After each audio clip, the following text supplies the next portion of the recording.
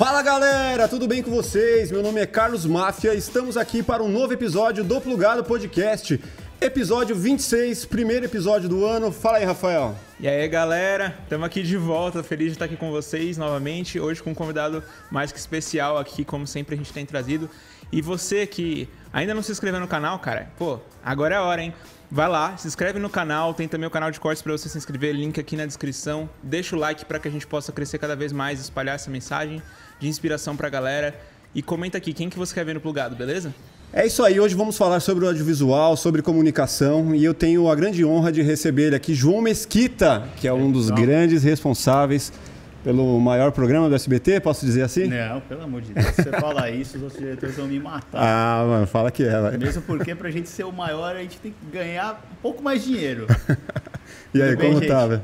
Muito obrigado pelo convite, obrigado pelas João. palavras. Tamo junto. Muito legal estar aqui com vocês, começar o ano com vocês. Uma pena pra vocês terem que escolher um convidado como esse. Que isso? Mas vamos lá, isso, vamos cara, pelo conversar amor de sobre Deus, televisão. cara, da Pô, hora. grande inspiração, cara, o diretor de um grande programa de TV. E aí, como é trabalhar no SBT com aquele monte de louco lá? Olha, sabe o que é legal? Essa pergunta... Que todo mundo faz, né? Não, apesar de ser a pergunta que todo mundo faz, é uma pergunta gostosa de responder. É? Porque realmente é realmente um bando de louco, cara. E assim, uma coisa que a gente faz questão de falar é que assim, no The Noite não tem atuação, sabe? Aquela bagunça que vocês veem na televisão ali na hora do nosso elenco discutindo o tempo inteiro. Se desligar a câmera e você continuar acompanhando eles até o camarim, a porcaria é a mesma. É. Então, assim, a gente só tenta pôr um filtro do que acontece no camarim para o que acontece no palco. Então, acho que essa é uma das minhas funções como diretor. Uhum. É só segurar um pouco as férias, porque, assim, é uma zoeira o tempo inteiro aquele programa. E a questão de ter tanta gente talentosa, tantas estrelas, né, da comédia, não tem uma disputa de ego lá dentro, algo Cara, acredita que não. Não? Assim, tipo, essa piada é minha. Nada. E eu vou te falar, assim, eu trabalhei antes no CQC, e ainda assim no CQC, que também foi um lugar que movimentou muito o mercado da comédia no Brasil até hoje, né? São grandes nomes, grandes polos aí espalhados pela televisão brasileira hoje. Mas desde aquela época até aqui eu nunca vi isso, assim. Principalmente o Danilo é um cara muito generoso em relação a isso. Ele acabou escolhendo o Murilo e o Léo, ele teve um faro muito bom. E eu concordo quando o Danilo fala que o Murilo e o Léo Lins são dois, talvez, dos maiores humoristas que tem. Assim, o Léo é um cara muito estrategista, vamos usar essa palavra. Eu nem sei se usam isso em comédia, mas é um cara muito estudioso, né? De escrever. É um cara que tem uma estrutura muito legal de piada. E o Murilo é aquela coisa assim, que você olha pra cara daquele moleque e você dá vontade de rir. Naturalmente engraçado, então, assim, né? O Murilo também tem uma coisa que um dom, assim, saca? E o Danilo, eu não participei desse processo, porque eu entrei no The Noite em 2014, quando ele foi para o SBT. Na época do Agora é Tarde, eu vim com o Danilo do CQC, aí o Danilo foi para o Agora é Tarde em 2011. Você foi junto? Não fui. Você não foi? Não, eu saí do CQC no final de 2011, quando o Agora é Tarde, que o Danilo fez junto, né? Do meio de 2011 até o fim de 2011, o Danilo fez CQC e Agora é Tarde. E aí, quando ele saiu do CQC em 2011, a despedida do Danilo foi a minha despedida também. Eu fui trabalhar na Globo Internacional. Aí eu fiquei 2 anos fora do Brasil, fiquei 2 anos lá em Los Angeles, enquanto o Agora é Tarde continuou na Band. E aí, quando eu estava acabando meu contrato lá, que a Globo Internacional tinha que trocar, eu fui o apresentador de um programa lá na Globo Internacional. Foi sim. Que massa. Foi uma Então você loucura, também minha vida. tá foi imagem disso aí. de atrás das câmeras, ele tá cara. na frente também. Foi, tive esse contato. E aí o Danilo, uma época, foi lá para os Estados Unidos e eu ficava mandando muita coisa para ele, porque eu consumia muito late night. Né? Sempre fui muito apaixonado nisso, era uma coisa que a gente tinha em comum. E aí ele me falou, ó, tô indo pro SBT. E eu falei, pô, eu tô saindo daqui, eu vou trabalhar contigo. E na época, inclusive, eu recebi até a proposta do Rafinha para ir pro Agora é Tarde também. Só que a proposta do Danilo sentou na minha frente e falou assim, o que você quer? Onde que você quer trabalhar? Você pode escolher aqui, ó. E eu, pô, do caralho. E pode falar palavrão aqui? Porque Lógico. o meu programa a gente fala Só fala quanto palavrão, cara. E o Rafinha também foi super legal, me ofereceu também, me fez o convite e tal, mas acabou sendo uma coisa um pouco mais abaixo e o SBT, e aí eu teria que voltar para a Band. O SBT era uma casa nova, eu queria conhecer gente nova e tal, então eu acabei topando essa ideia do Danilo e eu assumi a direção de externa do The Noite. Dali eu fiquei 1 ano e meio como diretor de externa. Quando o diretor-geral se desligou, o Danilo me fez o convite para assumir a direção geral, que dali fiquei. E tem como explicar para a galera o que faz um diretor-geral? Para a galera entender melhor assim? Cara, Assovio chupacana. Então, se você ler a minha bio do Twitter, eu me descrevo como um administrador de tretas. Porque realmente a gente, como diretor, a gente acaba administrando tanto a situação interna da sua equipe quanto externa, de problemas que vêm. Enfim, o SBT é uma empresa enorme, então tem muita coisa para você se resolver e tudo mais, que você acaba administrando muito os problemas. Mas é curioso, porque assim, um diretor-geral, eu fiz faculdade de rádio e televisão. Você fez FAP, né? Fiz FAP, mas assim, sinceramente, a FAP é uma baita faculdade, mas tudo que eu aprendi eu devo às minhas experiências profissionais, porque não é igual um médico que senta e o cara fala assim que você passa o bisturi, assim que você corta uma veia e tal. Cada programa é uma coisa, entendeu? Então, assim, quando eu vi o diretor-geral do CQC e o diretor-geral do The Noite, eles fazem coisas diferentes, totalmente diferentes. Então, eu posso te dar essa resposta mais baseada no que faz o diretor-geral do The Noite, sacou? Porque um diretor-geral varia muito de cada... Tem programa que tem um diretor-geral, 300 diretores embaixo, e o nosso é muito mais simples. Hoje nem diretor de externo a gente tem, né? Porque o programa foi se enxugando, foi se moldando e tudo mais, e a gente acabou tendo... A gente tem uma equipe muito pequena, muito enxuta, e acaba todo mundo acumulando um pouco de função lá dentro da nossa equipe. Então, sua responsa é realmente administrar as tretas que rolam. Assim, então o que a gente faz? Como diretor-geral, assim, apesar de eu ser o diretor-geral do programa, eu acho que eu e o assistente de direção do programa, que é o Pedro Machado, que é um baita profissional, a gente é um corpo de direção, assim, eu não trabalho sozinho, a gente é uma dupla ali nesse caso. Mas, assim, a gente acaba... Primeiro, a gente tem um envolvimento com a equipe artística do programa, que é quem seleciona os convidados. Então, junto com o Danilo e com o Sarubo, que é o nosso chefe de roteiro, eu consigo administrar quem vai ser quais serão os convidados da semana que a gente vai gravar e tudo mais. E é só chamar, né? Então, assim, eu acabo fazendo uma ponte com todos os setores. Então, vem o artístico para cá, vem a equipe de edição e mostrar o que tem. A equipe de roteiro, a gente faz eu passo a pauta a gente faz uma reunião criativa, participo da reunião, dando ideias também, como se fosse um dos roteiristas ali. E a equipe de produção, depois que eu recebo essas ideias, eu jogo com eles e tento pôr um pouco da minha visão, entendeu? De como a gente quer. E aí vem a parte de o que qualquer outro diretor de qualquer outro lugar faz. Então, que é o principal. Um diretor, ele tenta pegar o que ele imagina na cabeça dele e pôr ali.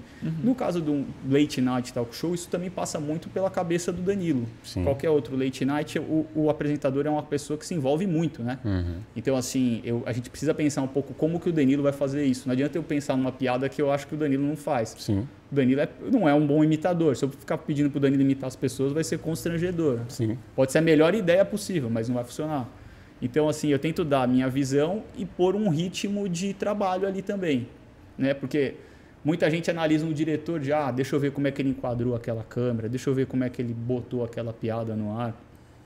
Só que quem conhece o audiovisual entende que não é só aquilo que você viu. As pessoas são multitarefa. Você não sabe que a gente ficou 5 horas gravando 6 programas naquele dia.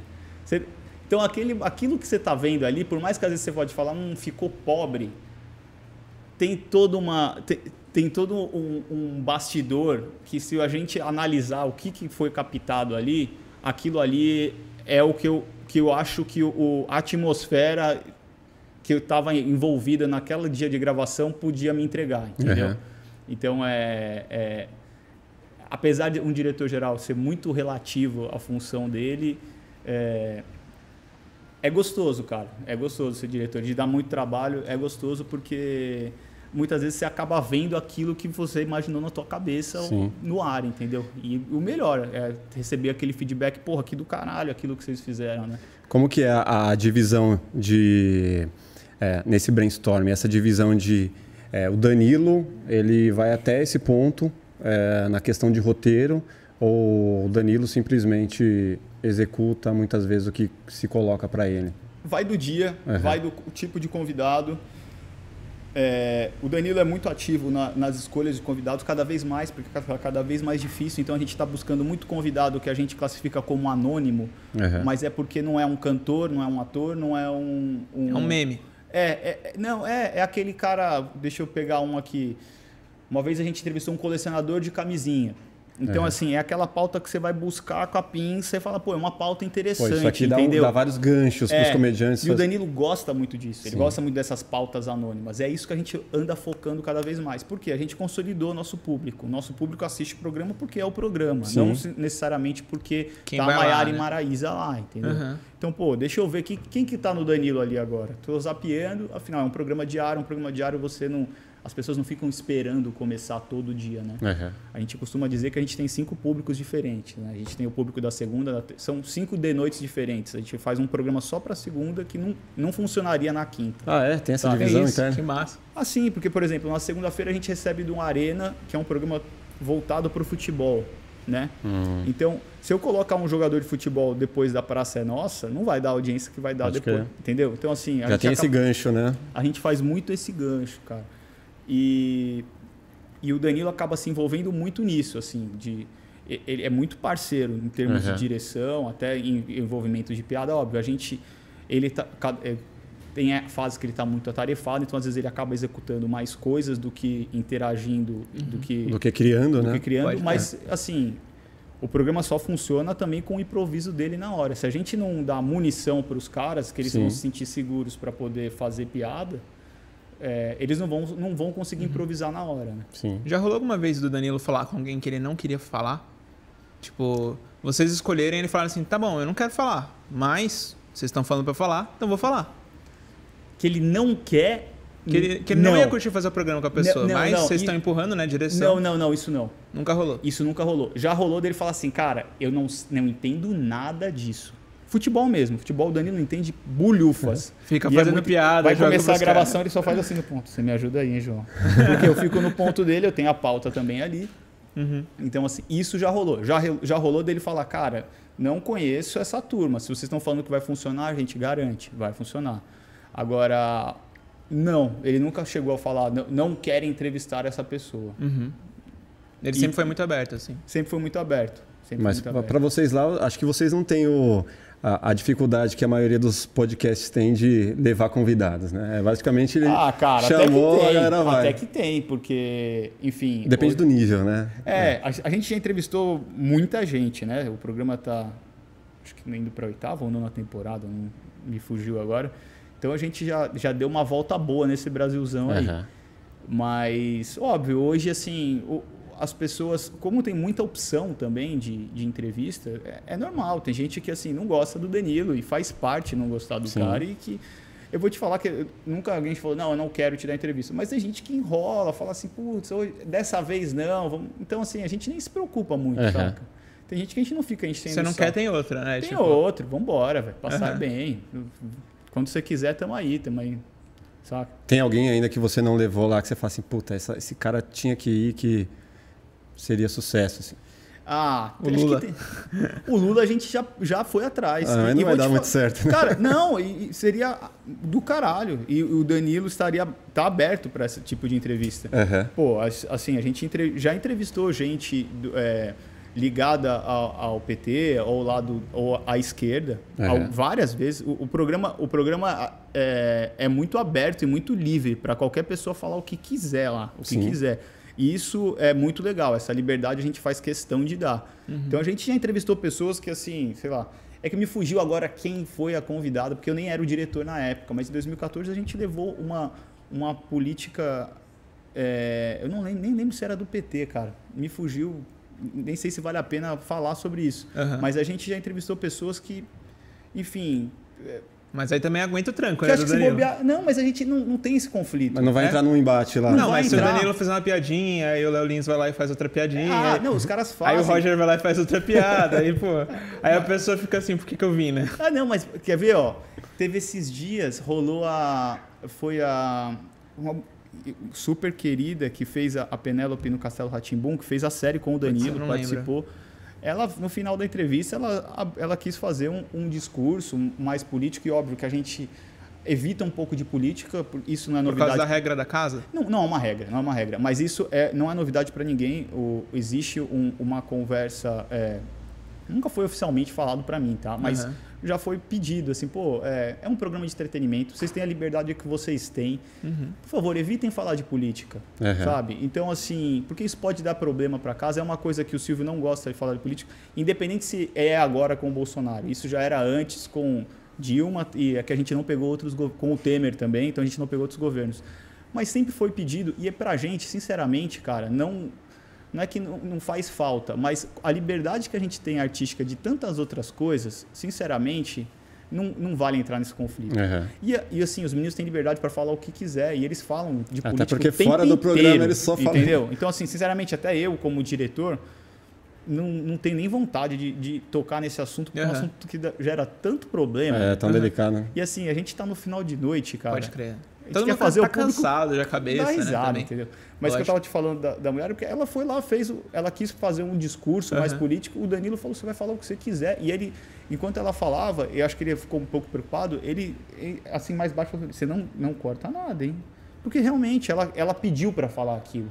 Isso a gente faz questão de deixar. O próprio Skylab foi lá divulgar o livro que ele fez do Lula. Ele pediu para ir. E ele pediu pelo Danilo, não foi que ele pediu pro meu produtor. Ele falou, Danilo, posso? O Danilo falou, por favor, marquem o Skylab que ele está pedindo para divulgar este livro. Então, assim, o Gregório já foi no programa, fez VT com o Roger, sabe? Assim, o The Noite é realmente um programa que a gente... Você vai falar o que você quiser, cara. Isso é muito massa, cara. E a gente não vai deixar... O Danilo não vai entrar nesse conflito. Não vai porque ele sabe que é importante o cara ficar à vontade. Isso realmente é um orgulho nosso, é que a gente nunca teve um convidado que saiu do programa e falou assim, pô, nunca mais volto. Geralmente acontece o contrário, a galera chega com o pé meio atrás, achando que é um programa que vai ficar tirando o sarro o tempo inteiro do convidado, e aí fala, pô, teve alguns convidados que até falam, pô, você até que é bonzinho, sabe? Pô, é mó legal aqui, vou voltar de novo. Volta, porque aqui a ideia do programa é essa. O MVBio quase foi embora, né? O MVBio foi uma pataquada que a gente fez com ele. Essa piada do disco, o Danilo bolou na hora, cara. Ah, é? O MVBio levou os discos lá, e aí o Danilo pediu pra produção, a produção saiu correndo pegando um disco falso, colocando lá dentro. E essa mecânica de fazer esse tipo de... E é isso que é legal, às vezes a gente cria essa mecânica, sabe, nas coisas. Então a gente teve essa mecânica, a gente se repetiu. A gente fez depois com o Rodrigo Teaser, que levou as coisas do Michael Jackson. O Danilo rasgou fingindo que era um ingresso original lá, mas era uma réplica.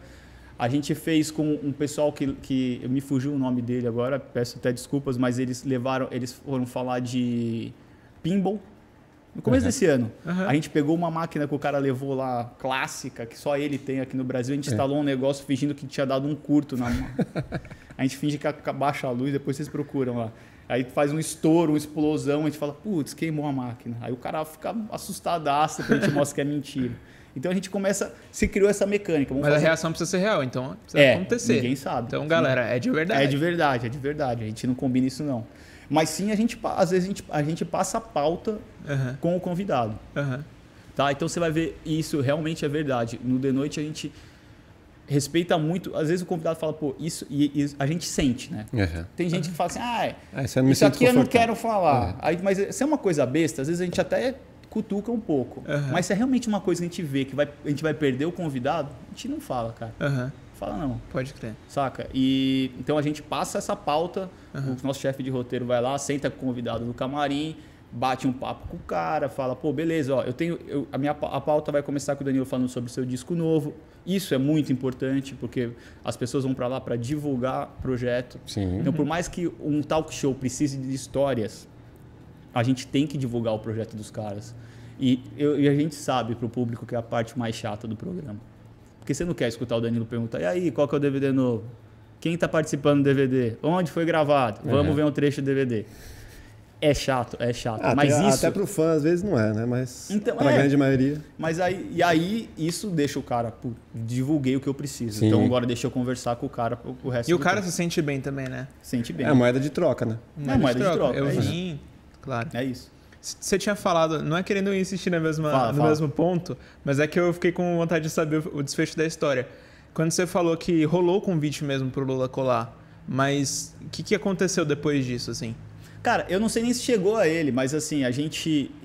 Sinceramente, eu não sei se a gente oficialmente fez, mas a possibilidade existe. E pode existir para esse ano, por que não? Eleição, óbvio que a gente vai... Com certeza que ele vai querer ir agora. Só que aí se abrir para um, tem que abrir para todos. Então, é que a eleição tem essa. E aí tem uma coisa tem uma política um pouco mais elaborada, uma regra um pouco, não é nem política, uma regra um pouco mais elaborada em cima de entrevistas com candidatos, que às vezes a gente nem pode fazer.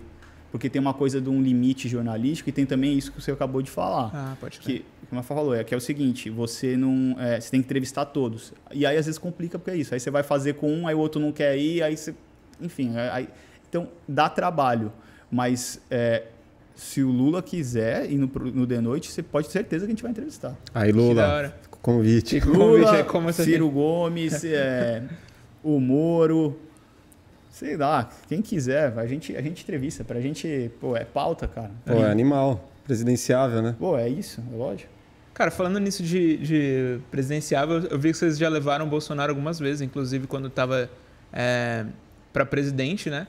E tipo, mano, eu fico pensando, né? Como que é a organização pra trazer o presidente da República no seu programa? A gente levou ele 2 vezes. Uma que ele não era candidato ainda. Enfim, era uma pauta... quente na época, eu nem lembro o que se tinha alguma coisa, eu lembro que estava rolando alguma coisa quente em cima dele, não lembro o acontecimento em si. Já tinha passado a facada, tanto que ele fala, ele chora na hora. Não, mas isso na segunda entrevista, quando ele já era presidente. Na primeira ainda não. Na primeira é alguma polêmica, provavelmente. Na segunda, quando ele era presidente, óbvio que a gente falou, na verdade, não é que a gente procurou ele, chegou pra gente esse cochicho, olha, o Bolsonaro toparia aí. A gente a gente não quer fazer uma entrevista com uma pessoa que seja relativamente polêmica em si, por causa de todos os aspectos que envolvem ele, sem poder perguntar certas coisas. Então, assim, até que ponto vale a pena entrevistar o presidente? Engessar o programa, né? Que não era presidente ainda. Não, quando ele... A segunda vez que ele foi, já era. A segunda vez já era. E aí veio o que a gente... A nossa conclusão. Primeiro, independente do que a gente acha dele, e isso nem vem ao caso pessoal de falar, independente do que é um presidente. Sim. Né? É um presidente. Você pôr um presidente na cadeira do seu programa, independente de quem seja, é importante. É um ponto a ser... é uma marcação no seu programa, sabe? Sim, com certeza. Então a gente realmente falou assim, beleza, é o presidente, cara. Vamos trazer o presidente, entendeu? E a gente tinha medo, o Danilo tinha um pouco de medo, porque assim... O Danilo é avesso à política. E por mais que muita gente hoje envolva o nome dele, antigamente colava o nome dele, o Bolsonaro, é porque talvez ele tinha muito da ojeriza ao poder, a quem estava atuando no poder, que na época foi a Dilma, depois foi o Temer. Né? Então, assim, ele sempre é contra o governo. Então, ele tem essa coisa mais... A figura do contra. Né? A figura ele acha que o governo está ali e se o governo é um alvo de piada e de críticas e tem que saber que é isso. Não à toa, se você acompanhar hoje as redes sociais do Danilo, ele mantém essa postura com o governo atual. Então a gente tinha esse medo de, peraí, porque se a gente trazer o cara e a gente não poder fazer certas perguntas, também vão achar que, tá fazendo propaganda. E a gente não queria fazer isso. Então, a saia justa, né? Então eu acho que assim, a gente achou... E se as pessoas com um pouco menos de filtro, com um pouco mais de neutralidade assistirem essa entrevista, vão ver que tem várias perguntas relativamente capciosas, ou não capciosas não, várias perguntas que envolvem temas que muitas vezes as pessoas esqueciam de perguntar para o Bolsonaro, e que ele deu respostas que as pessoas deveriam refletir um pouco mais. Então as pessoas perderam um pouco esse time, porque o que as pessoas queriam ouvir era a crítica em cima de... coisas que ele já disse. Coisas que ele já disse e que assim, cara, a gente já entendeu a postura dele, o jeito dele, sabe, como presidente. Então, beleza, a gente pode... vamos entrar num conflito sobre tudo que envolve as polêmicas dele, em cima de homofobia, racismo, machismo e tudo mais. A gente pode ir nessa linha, mas esse conflito, essa crítica em cima dele, essas perguntas, já rolaram bastante. Tem outros problemas em cima dele que talvez as pessoas estão esquecendo de perguntar.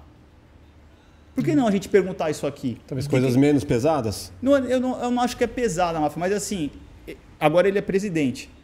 O que você vai fazer sobre economia? Qual que é o seu plano para saber? A gente foi em perguntas e que se você não gosta do Bolsonaro e escutar o que ele respondeu, você pode ver que ele falou coisas que realmente te dá munição para gostar menos ainda, entendeu? E que às vezes as pessoas tinham tanta raiva dele que queriam só o conflito pessoal e esqueciam do conflito profissional.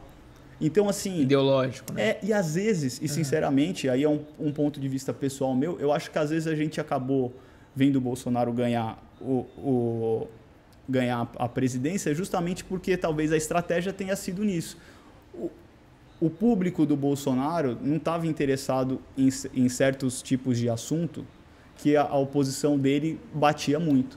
E esqueceram talvez do básico, que é, e como governante, a gente entende que como pessoa, você, já entendi, você como pessoa não gosta dele, você é uma pessoa que não presta, mas vamos ver como presidente se ele vai prestar, você vai fazer essas perguntas, e aí você poderia talvez ter feito o Bolsonaro não ganhar essa eleição. Esse é meu ponto de vista. Faz sentido. E sinceramente, cara, eu não tenho vergonha alguma de falar que eu não votei nele. Não votei no Bolsonaro e enfim, sou uma pessoa, não sou uma empresa, e não votei nele. E eu acho que vejo isso como uma falha, entendeu? Se às vezes as pessoas tivessem entendido ele como visto que ele talvez não tinha algum problema em cima de outros temas, saca? Talvez ele poderia ter perdido mais votos. Sim. Do que ficar só em cima de assuntos que as pessoas, infelizmente, não deram valor. Sabe? Eu acho que o fato da facada e dele não participar de debates, né, véspera de eleição, fez com que as perguntas principais não tivessem sido feitas. Faz né? todo sentido. Porque a partir do momento que ele tomou a facada, você fala, agora o cara não vai participar do debate. Ele tem... Ele tem um aval para não participar. Né? Então, e aí ficou nessa. Será que a facada foi de verdade? Aí se perde muito tempo discutindo coisas que, vocês estão discutindo uma parada que vocês não vão... Porque assim, para ele perder, ele tem que perder eleitor. E se você não achar um problema para esse eleitor, porque esse eleitor, depende do que você acha, ele tem um ponto de vista. Se você não tentar derrubar o ponto de vista dele, porque isso que você está me falando, insistindo, esse cara não está te dando ouvido. Então tenta achar outras coisas para falar com esse eleitor, entendeu?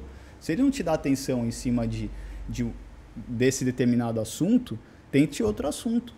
Bateram muito no mesmo assunto e a galera fez isso aqui. Foda-se, ele vai ser bom nisso. Agora, se as pessoas acham ele bom hoje, aí é problema de cada um. Eu achei interessante que o Mafia tocou no assunto da facada. Tem um momento lá quando o Danilo ele fala a respeito da facada, aí o Bolsonaro ele dá uma pausa assim e aí ele começa a chorar. E, tipo, eu fiquei me questionando, né? A gente sempre fica com o pé atrás, é natural. Claro. Aquilo é real? Não é real? O que será? E você como diretor, o que você sentiu? Cara, minha opinião como pessoa, eu não acho que ele... Se ele foi ator ali, foi um bom... Eu acho que ele realmente... Foi convincente. Foi convincente, mas assim... Bicho, na boa. Isso não... Se ele atuou ou não ali... Tanto faz, né? Que a Amanda, sabe a Amanda Ramalho, que era do Pânico, ela veio aqui... Ela falou que quando ele... Gente boníssima, amor. Nossa, faz tempo que eu não vejo ela. Gente fina. Ela falou que quando ele foi lá na Jovem Pan, cara... Foi um batalhão de pessoas para assessorar, para tomar a água que ele ia tomar antes dele tomar, sabe? Umas paradas. Rola isso. Quando ele foi, ainda tinha plateia, né? Porque a gente tava sem Covid. Então rolou toda a plateia não entrou, veio toda a equipe da Polícia Federal, que são seguranças da presidência, checam todo o local. Nossa. Aí ele vai e entra. E assim, a plateia também tinha um monte de assessores dele e tudo mais. Mas isso não é porque é o Bolsonaro, porque é o presidente. Isso rola em qualquer lugar. Sim. Quando a gente ia fazer debate na época do CQC, que tinha presidente atuando, também era a mesma coisa. Eu cobria o debate da Dilma lá na Band e era assim também. Os seguranças do presidente da República são Polícia Federal. Todos eles são ligados à Polícia Federal. Nossa. Aí tem lá no switcher, lá na cabine, uns snipers, assim, cara, mirando pro palco. Deu um pouco de medo. Mas posso te falar a verdade, mas cara? sentia mesmo, Sabe o que sério? que é? Não, dá um pouco de medo da atenção toda. A gente tem tanta pauta, faz tanta coisa lá. E olha que doido. A entrevista do Bolsonaro, aconteceu tanta coisa depois que eu não lembro de mais nada que rolou nessa pauta, bicho. Assim, eu lembro da história da época que ele fez essa menção que ia chorar e tal. Se chorou, tentou chorar, não sei. Mas eu acho que na nossa cabeça era só mais uma entrevista, sabe? Uhum. Era só mais uma entrevista. E assim foi depois também. Qual que foi a entrevista mais complicada que você teve lá, cara? Complicada? Que deu ruim, que você Mas fala... de bastidores, você quer saber? De bastidor? Porque pro ar provavelmente não vai, né? Eu vou te falar que a entrevista que eu acho... Teve uma entrevista muito legal que aconteceu, um bastidor incrível, que é com o Julian Casablanca. Não sei se vocês cara sabem, do The Strokes. Do Strokes, que ele foi com a banda dele lá. Uhum. Foi um dia incrível. A gente fez o Julian Casablanca no mesmo dia do Gallagher, que também ia pra lá. Assim, era um dia que a gente tava, a gente tava realmente bem tenso com toda a diária, porque é isso que envolve, né? Não é só... Eu não estou só preocupado com a hora que aperta REC e desliga a câmera. A gente está preocupado com se o convidado vai entrar no horário, se está chegando o carro do outro convidado, se o outro convidado está esperando muito tempo, enfim. E aí o Julian deu uma entrevista para a gente de uns 20 minutos e ele muito seco. Toda a entrevista que você vê do Julian, ele é muito seco, muito blasé.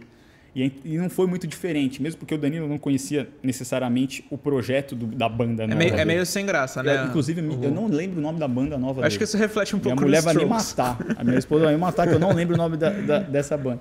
E eu sou muito fã do Strokes, mas eu não lembro o nome da banda do Julian, a segunda banda. E aí ele deu uma entrevista e eu falei, putz, cara.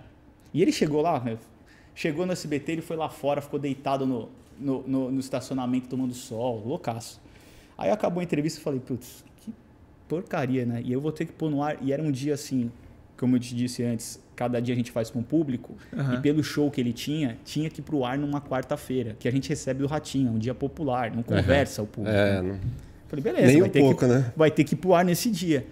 E acabou a entrevista, ele olhou pro Danilo e de um jeito muito humilde, assim, muito legal, ele catou e falou, cara, você me desculpa, eu sou muito ruim para dar entrevista e as pessoas insistem que eu dou entrevista, mas eu não sei dar entrevista.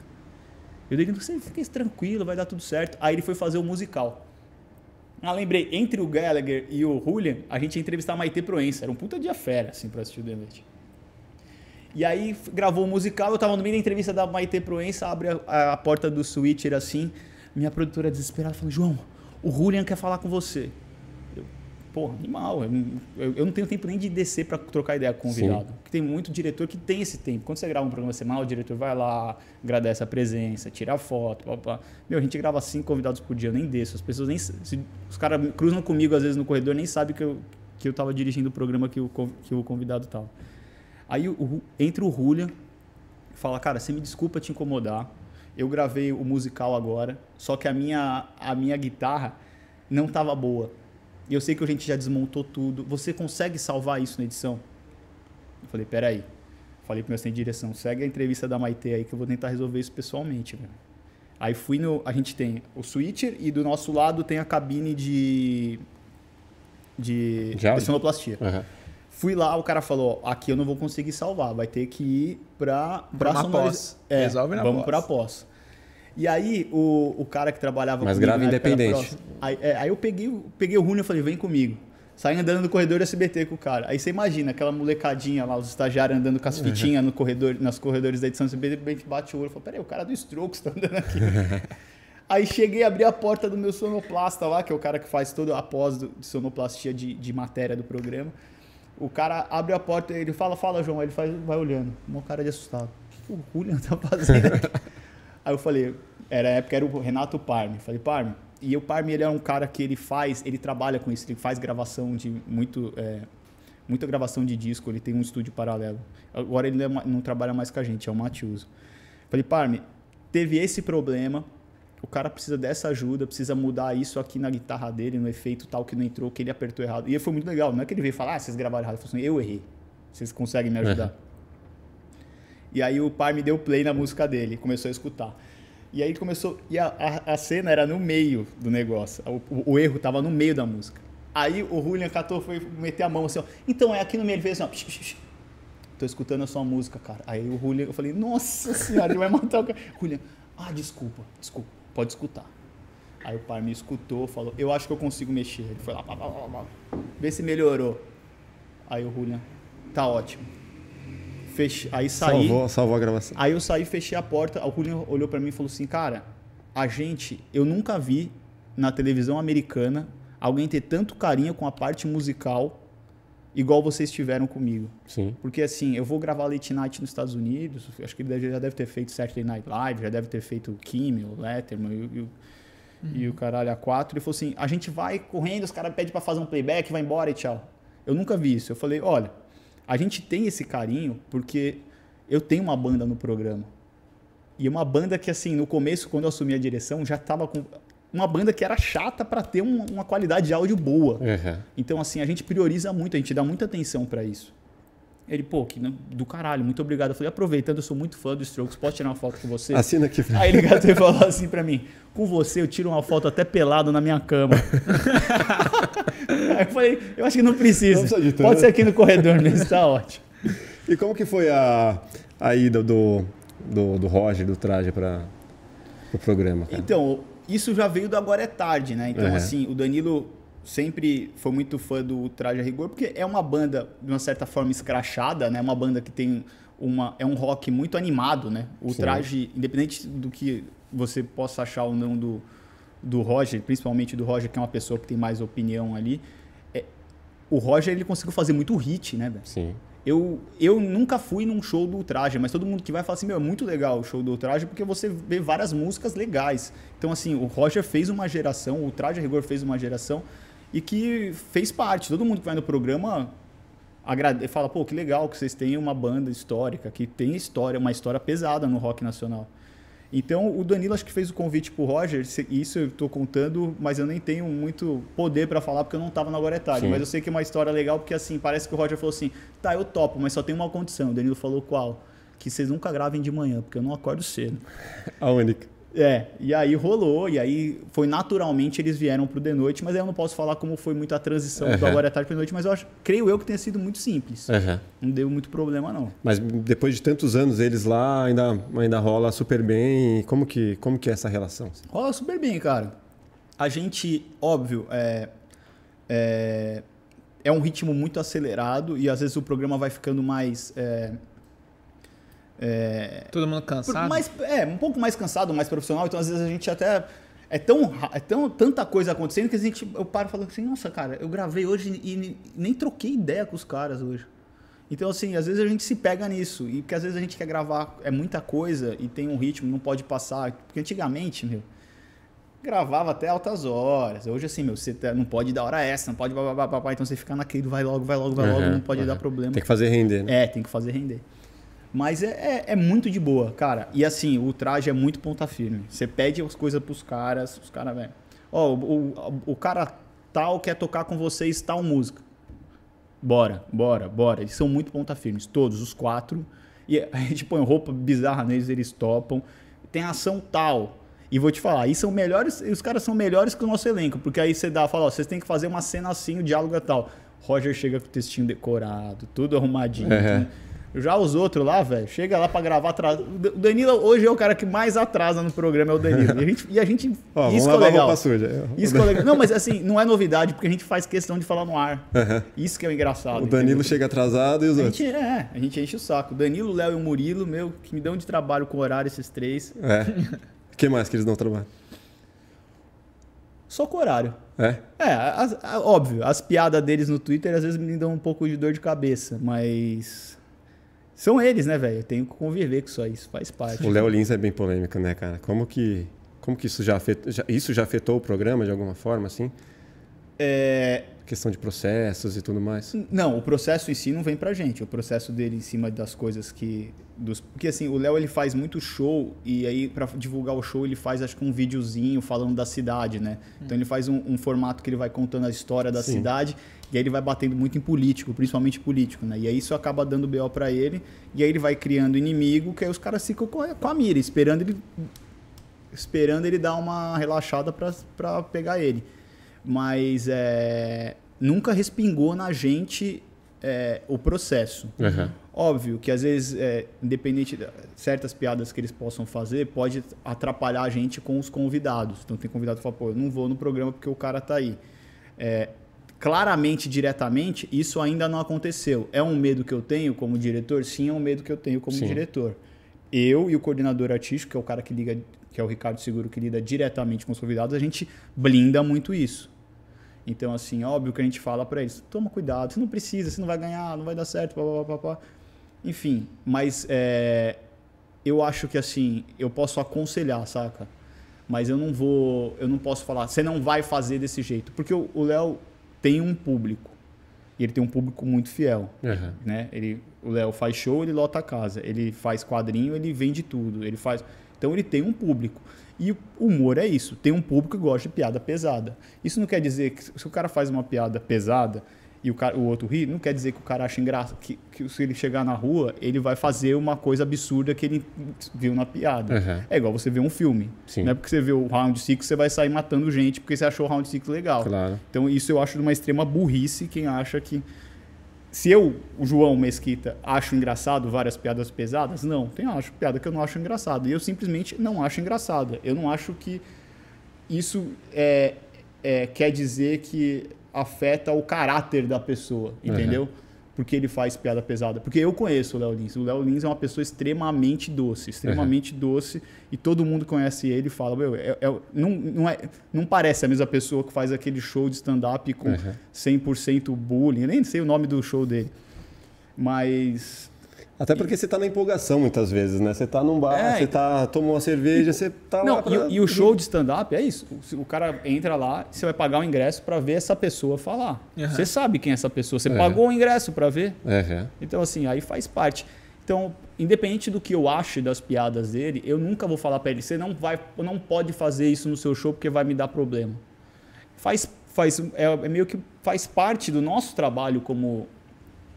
a gente aconselha, pede, por favor, me ajude. E aí faz parte do nosso trabalho acompanhar sabe, trabalhar em cima das dificuldades que isso vai nos dar. Óbvio que internamente a gente conversa sobre isso, enfim, como eu disse, a gente aconselha e tudo mais, e eles muitas vezes escutam, saca? Várias vezes o próprio Danilo. O Danilo é um cara que, é um cara extremamente generoso. Assim, é um cara que todo humorista que você falar, você vai saber que o cara é o cara que tenta ajudar todo mundo. Sim. O Danilo tenta ajudar todo mundo. Tirando o Rafinha, né, que tem as... Eles tiveram as tretas dele no passado e, assim... E, sei lá, a relação deles...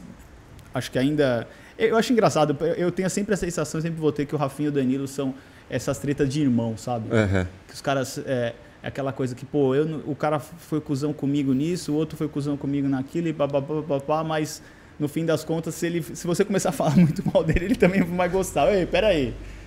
Enfim. Tá passando, né? Mas o Danilo é um cara muito generoso e que, às vezes, quando ele... Várias vezes, eu falo pra ele, tem coisa que ele fala que fala, pô, mas que bosta que você vai falar, pra que você vai falar isso? Então eu escrevo, mano, pra quê? Presta atenção no que você tá escrevendo. Ele, foi mal, eu não aguentei, eu fiquei puto e papapá. Você imita a voz dele, me super bem. Pô, velho, ele fica, foi mal, não precisava, né? Não precisava. Agora já foi, foda-se.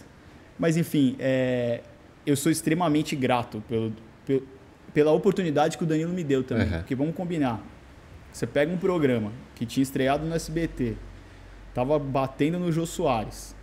E aí teve uma troca de diretor. Aí você vai pegar um cara que nunca foi diretor-geral, que tinha eu tinha 25, 26 anos. E chega para o SBT e fala assim, eu quero esse moleque aqui para dirigir um dos programas cabeças da casa. Sim. E o SBT, de uma forma incrível, por parte do Pelégio, falou assim, beleza, isso aí do que você quer. Ele te bancou vamos lá, acreditar. Né? Então, assim, eu sou extremamente grato por essa oportunidade, claro. Entendeu? E isso vai ser para sempre, assim. Eu sempre vou ser grato com o Danilo e com o SBT por causa disso, por terem acreditado em mim. E a minha relação com o Danilo assim, ele é meu amigo mesmo, ele é meu irmãozão, assim. Então, assim, a gente, e como amigo e irmão, eu acho que faz parte da gente também. A gente briga, eu falo para ele que ele tá errado nisso, ele fala para mim que eu tô errado naquilo. E a gente leva, entendeu? Como nessa sua evolução profissional, qual que você acha que foi a grande virada ali para você conseguir chamar a atenção dessa forma e o Danilo lá te bancar no SBT? Cara, Eu e o Danilo, assim, eu comecei no CQC em 2009. Uhum. O CQC começou em 2008. Eu não trabalhei lá no primeiro ano, mas no fim do primeiro ano, através do Yuri Costa, que é hoje roteirista, ele trabalha em vários projetos aí, estava trabalhando com o Hulk, a gente trabalha em alguns projetos da Record também.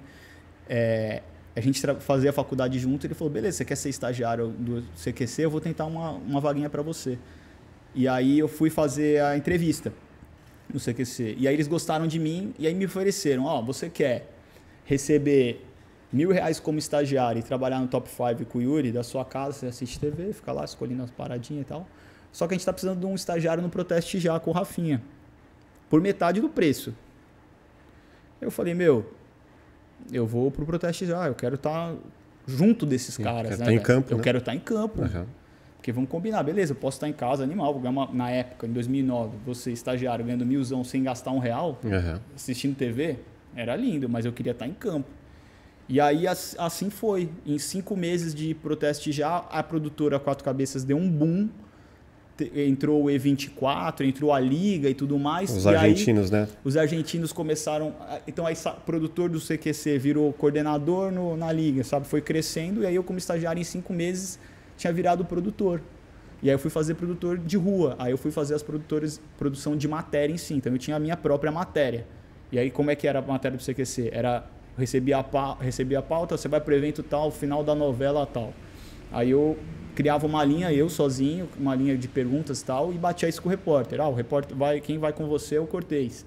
Cortez, pensei nisso, naquilo, aí eu passava a pauta com ele, essas são as perguntas que eu tinha, aí o cara improvisava algumas na hora, mexe nisso, põe aquilo, às vezes, dependendo do humorista que tinha uma outra ideia. E aí eu comecei a minha carreira. E nisso, ali eu conheci o Danilo. Só que curiosamente, eu não fiz muita matéria com o Danilo. Eu fazia muita matéria com o Andreoli, porque eu fazia muito futebol. Porque o Danilo fazia muita política. E política... Estava em Brasília direto. Em Brasília é assim, você põe um produtor lá, e o produtor ele tem que ter um cadastro no Brasília. Então, tem que ser o produtor titular, vamos dizer assim, sabe? Porque tem que ir sempre. Então, era o Salinas... Sabe o caminho das pedras, né? Depois o Guga Noblar, porque nasceu lá, né? Por causa do pai dele. E do Ricardo Noblar, então assim, conhecia tudo, então foram os dois que eram mais com política, mais com o Danilo. Mas toda vez que eu fazia pauta com o Danilo, a gente era muito afiado nas pautas, porque eu era um cara que gostava de estudar humor, e o Danilo via que eu tinha vontade, entendeu? Que eu não era só um produtor que ia lá falar, faz aí a pauta aí enquanto eu vou lá comer. Porque óbvio que quem tem que entregar, quem tá com o rosto na TV... é o cara que vai fazer a pergunta ruim. Então, se o produtor só tem uma piada ruim e acha que o trabalho está pronto, azar do repórter. Também, por outro lado, se você só faz pergunta foda, e é isso que às vezes me incomodava também, você faz uma puta produção foda, um monte de piada legal, aí você via lá a galera, que piada foda que você fez, hein, cara? E o cara, obrigado. Você fala, mas fui eu que escrevi essa porra, não foi esse cara, né? Então, assim, aí eu comecei, eu e o Danilo, a gente dava super bem. E aí, quando o Danilo começou Agora é Tarde, eu fui fazer um teste para repórter no CQC, porque eu queria virar repórter. E eu fiz o teste. E todos os roteiristas do CQC, o Alex e o Marco, o Aurélio e todos os repórteres falaram, o teste do João ficou muito bom. Ele tem que ser o próximo repórter, porque tinha entrado já a Mônica e estavam para selecionar um novo repórter. E aí o meu diretor na época me chamou e falou assim, olha, seu teste realmente ficou legal, mas como a gente está mudando todos os produtores, e você é o produtor relativamente mais antigo da casa e você é muito novo, você pode esperar um pouco. Então, espera a sua vez, eu vou pôr um cara novo, na próxima, quem sabe é você.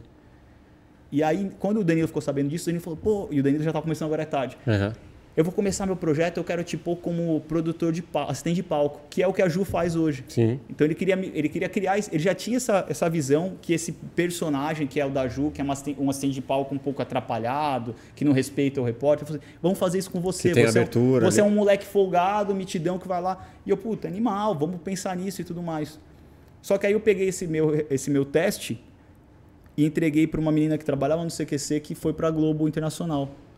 Ela pegou esse meu teste, mostrou para a Globo Internacional e falou, tem um programa aqui que chama Planeta Brasil, que eles querem deixar o programa mais cômico, mais solto, e que eu mostrei o seu teste e gostaram. Você quer ir para os Estados Unidos? Eu falei, não. Mas aí, eu lembro muito bem, acho que o Marco Aurélio nem vai lembrar, que é um roteirista, falou assim, cara... se você não for, você pode se arrepender do resto da vida. Mas se você for, você volta e vida segue, velho. Falei, você tem razão, velho.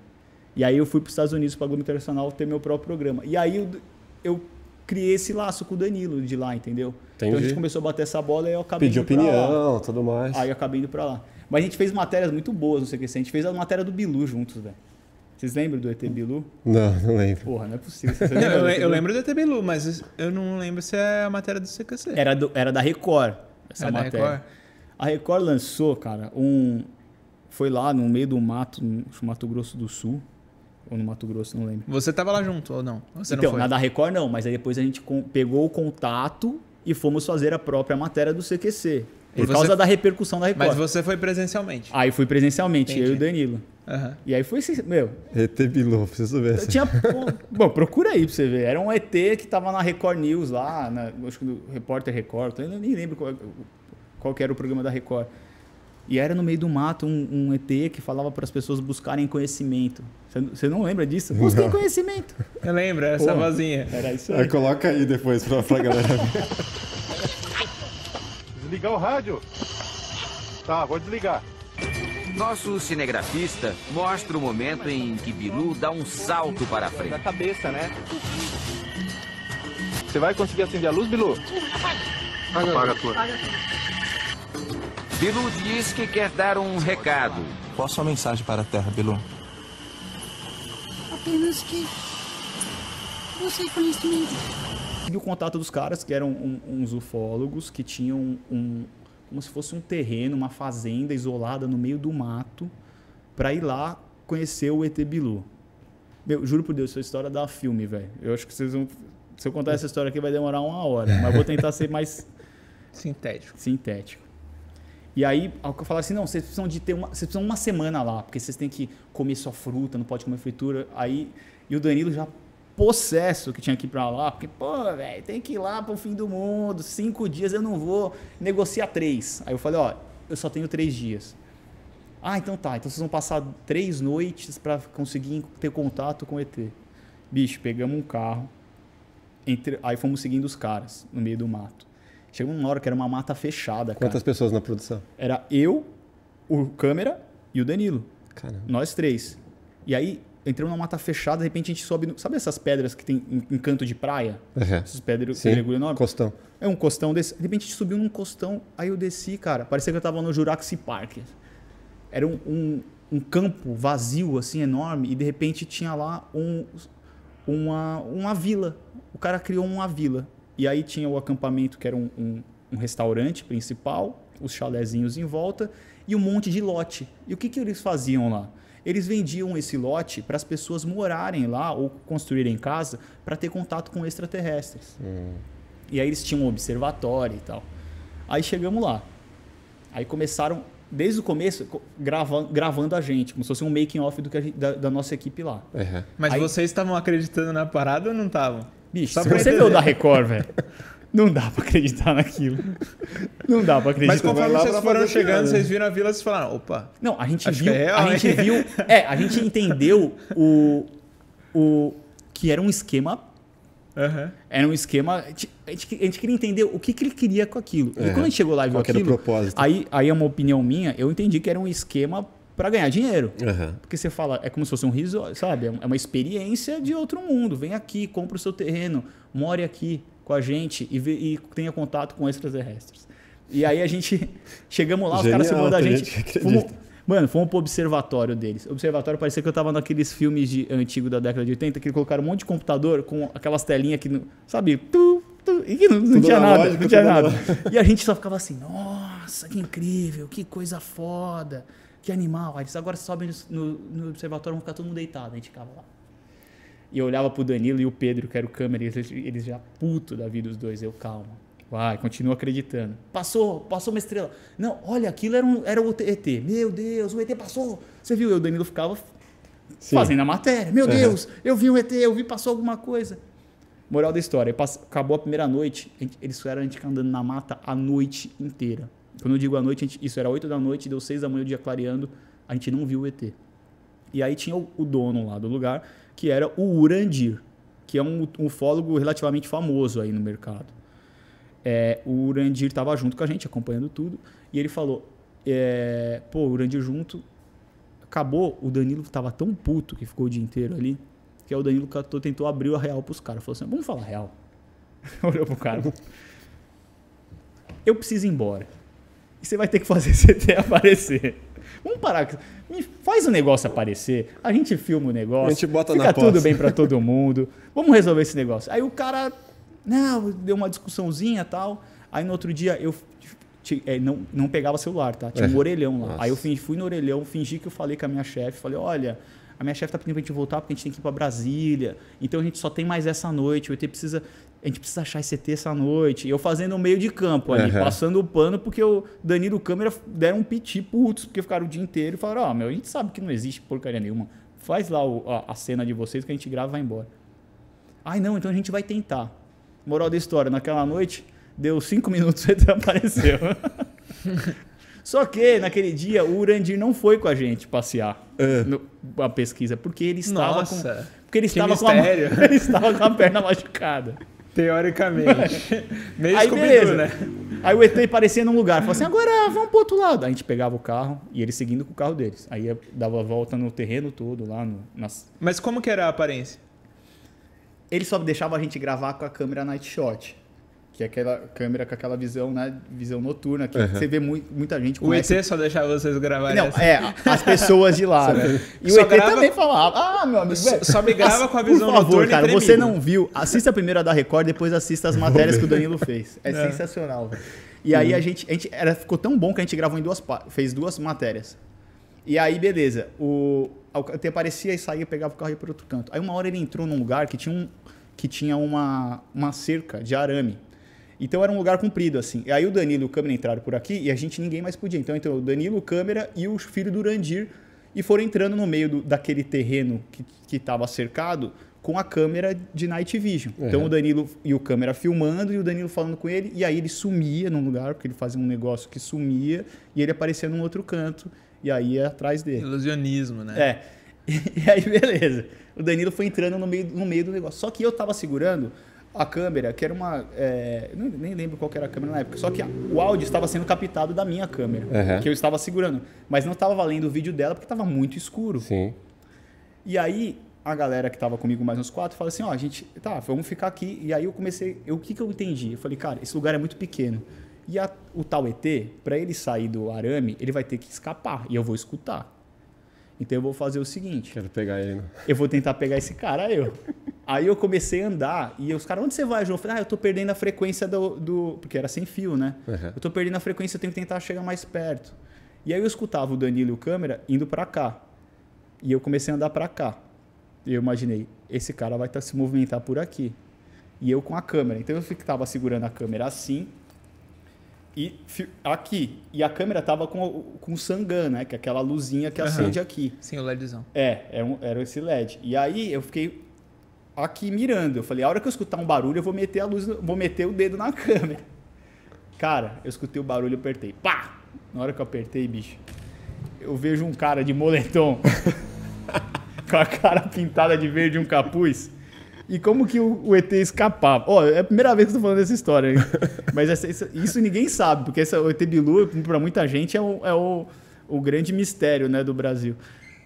Qual que era a tática do cara? Ele estava segurando uma lanterna e nos 2 braços ele amarrou o arbusto. Então o que ele fazia? Com a câmera de Night Vision, você via aquela figura estranha, pitoresca no meio do mato, né? Que era... Desculpa. Aquela figura pitoresca no meio do mato, que era aquela pessoa que tinha a cara ali no meio, e como todo mundo assiste Big Brother, ele já viu naquela câmera escura como o olho da pessoa ficar brilhando, como uma coisa bizarra. Então você imagina, com a cara mais verde, com um capuz e tal. O que ele fazia para sumir no meio do negócio? Ele acendia uma lanterna e fazia assim, ó. E aí ele se escondia. Então na hora que você via? Você só via um mato balançando e tipo, desapareceu aquela luz. Por quê? A lanterna apagou e caiu atrás do arbusto, Rafael. Então o cara virava um arbusto. Na hora que ele viu que eu acendi a luz, ele cata e faz esse movimento. Ó. E aí ele fica, cara. Ali ele fica. E aí eu falei, só que eu não tava vendo o viewfinder da câmera, entendeu? Eu não tava vendo o viewfinder da câmera. Então eu só apoiei ela aqui e fiquei aqui. Eu falei, eu acho que eu tô filmando esse cara. E a hora que eu vi que o cara não tinha o que fazer, porque ele virou a porcaria do arbusto, ou ele ia pra ele sair dali, ele teria que se desmontar, eu falei, fiquei com dó. Apaguei a luz, e aí o cara saiu. Aí eu dei um migué, falei, Bilu, é você? Aí ele falou, João, vou atrás do Danilo, ele tá perdido. E aí eu fui voltando. Aí agora que eu voltei, o Danilo, o câmera e o filho do Urandiro voltaram e falaram, o que aconteceu? Eu falei, não sei. Ele, o Bilu falou que estava perdido e sumiu. Eu falei, não sei o que aconteceu. Sei lá, eu me tropecei, acendi a luz e aí eu escutei a voz do Bilu e tal. Aí eles, tá. Então vamos lá jantar, comer a tal sopa, né, do não sei o que tinha. Vamos sim. Aí, só que a gente estava na nossa caminhonete. Tinha que ser caminhonete 4x4. Então entrou eu, o Danilo e o câmera nessa caminhonete. Isso já era 2h30, 3 horas da manhã. Caramba. Entramos na caminhonete. Aí eu falei pro Danilo e pro câmera. Eu falei, velho, eu filmei o cara e eu acho que era o Urandir. Ele falou, você tá brincando? Eu falei, tô.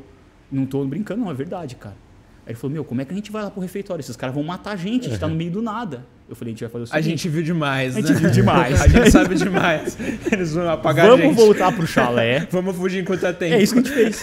A gente foi pro chalé, pegamos tudo. A hora que a gente passou na frente passamos na frente do refeitório. Estavam todos eles assim, aquela coisa meio tensa. Eu só abri o vidro da caminhonete e falei assim, olha... A nossa coordenadora falou pra gente já dormir lá, porque o voo é amanhã muito cedo, então a gente já tá indo pra capital. Eu não lembro se era em Cuiabá ou se era Campo Grande. Mas a gente tá indo pra capital, tá bom? Tchau, tchau. Pá, fechei o vidro e... Cara, nem cumprimentou nem nada. Tchau. Cara, fomos embora. E assim, a milhão ligando pra nossa coordenadora, falando assim, fica no telefone com a gente que pode dar problema. Porque você imagina, aquilo ali na época... Era a fonte de renda dos caras. Cara, e assim, na época, tava bombando, assim, todo mundo começou a falar do tal do ET Bilu, porque viralizou na Record. Então, assim, a gente falou, e agora? E aí começamos a chinelar na estrada, Aí eu falei, Pedro, olha a câmera, o que eu filmei. A hora que o Pedro abriu, no Viewfinder... Era um ET mesmo. Imagina, o cara virou um ET. Saiu o alien da câmera. Mas, na verdade, na hora que o Pedro abre o negócio, não pega. Porque a olho nu, como eu não tava no Viewfinder, a olho nu eu vi o ET. Tava na câmera cega ali. No olho nu eu vi, só que no Viewfinder não pega, porque tava muito longe. Imagina aqui no escuro. Então eu tava vendo lá de longe e nem dando zoom, nada. Não teve nada. Hoje em dia eu acho que teria pego. Mas era aquelas câmeras com aquelas fitinhas, assim, a PD-70, acho que lembra dessas câmeras. E aí... Tinha PD-150, PD-170, essas daí. Sony, né? Aí não pegou. Só que o que a gente fez? A gente tinha uma matéria legal, então a gente não contou isso. A gente não quis estragar a mística do negócio, entendeu? Então a gente pôs a matéria no ar, a gente fez uma matéria como se a gente realmente tivesse visto o Bilu. Óbvio que é tanta ironia que quem conhece o CQC, quem conhece o Danilo, você racha o bico da matéria. Porque o Danilo fala, olha lá, ele tá voando, tá voando. E o que a gente fez? A gente gravou uns depoimentos do Danilo, como se fosse um arquivo, sabe, um programa da Discovery. Então o Danilo fala na câmera ali, ele tá voando. Aí corta pro Danilo depoimento, não é bem voando, ele tava pendurado em cima de um arbusto lá. Aí ele fala, nossa, é muito bom, que ele fala, o ET Bilu vai sumir. Aí o ET, pum, cai no chão, você escuta o cara pulando da árvore, sabe? Vai saindo. Só que o Zé Ruela da pós-produção lá colocou um barulho de um carro batendo na hora. Então você não escuta o que é o mais engraçado, que é o cara falando, o ET vai cair. E cai o ET, sabe? Enfim, e aí a gente optou por não falar essa história que eu tô contando pra vocês. Sim. Então a gente viu que era um homem que provavelmente era o Urandir, porque ele não estava no dia. E aí o que aconteceu? Começou muita gente a malhar os caras. Aí os caras começaram a soltar o making off. Falando, olha só como é mentira do Danilo, do João e do Pedro. Eles acreditavam na gente sim. Eles viram que tinha ET. E aí começaram a fazer várias coisas e marcar eu, Danilo, no Twitter, assim, enchendo o nosso saco. Puta. Aí eu comecei a encher tanto saco, que aí eu catei e mandei um e-mail pros caras. Falei, vamos falar real. É o seguinte, eu vi que era o Urandir. Ele sabe que eu filmei ele. E eu fui muito legal de não colocar isso no ar no programa. Então vocês param de me encher o saco do Danilo, que aí essa imagem nunca vai pro ar, vai ficar guardada aqui no meu arquivo, tá bom? Vamos chamar esse Urandir aí pra vir aqui trocar uma ideia. Rafael, curiosamente, nunca mais ninguém falou nada. Que mistério. E que fim levou? Eu sabe que eu não sei, cara? Mas era muito doido. Mas essa região lá, será que ainda tem? Máfia, a gente entrou lá, entrevistamos uma mulher que morava lá. Ela morava lá e ela tinha um bunker.